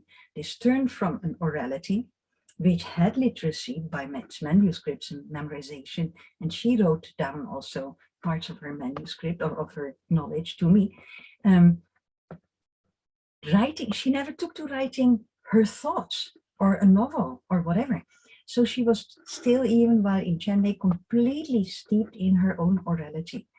And this fitted the situation of the king in the palace, which then now it is Kaluvakonda Chengalvaraya Koyi. So formerly it was the palace of the king. Now it is just a small temple on the temple grounds. So your question is, I think, based on an understanding that she did Pahimam. Yes, she did Pahimam, but for Yecharike. When she was dealing with danger, when she was talking about Kama Vardhani, she was all into Kama and into Moha and into Shobhanam, into love and the consummation of love. She is wishing them to make love. Be happy, make love. Let it be a lasting happiness. You cannot imagine Tyagaraja saying that, because he came from a totally different culture, and modern India would not like it to take it there. The whole problem of Sringara is also surfacing here. Is this an answer or kind of, you know, rerouting of your question? No, I will have to do a lot of study in that. It gave me a base. Thank you so much. Oh, my pleasure. Thank you so much. Thank you, Saskia ma'am, for coming with a very unique and very interesting and very important topic for all of us. And thank you for wonderful visuals also. And I know many of you are joining for tomorrow's lecture also, which will be conducted by Dr. Yashoda Thakur. And I request you all, if you are not registered for it, please apply for it and attend tomorrow's session also. It is a wonderful series and thematic series, actually, I will say, and a wonderful topic. So thank you, Saskia ma'am, once again, and thanks to all the participants, and thanks to Vaishnavi also for helping me in the Nrityabodha, and thank you very much. And so we will conclude here now, and we will see you tomorrow, all of you. Thank you so much. And tomorrow Saskia ma'am will be also there, I think. Yes, ma'am. Yes. Yes. And there is a Tamil saying, you know, when you take leave, you never say I'm leaving, you say poitu varen. Having gone, I will come. So, Okay. oito varom, we will be going and coming back. So Yes. actually, we will come tomorrow. Yes, Thank we you will very come much. tomorrow. This is a wonderful opportunity, and it is on purpose that Dr. Yashoda and myself have created this kind of dual approach from the Telangana, the kind of Telugu-speaking area, and from Tamil-speaking area. And already in the repertoire of Ranganayaki, you can see the overlap. So welcome to the world of embodied knowledges.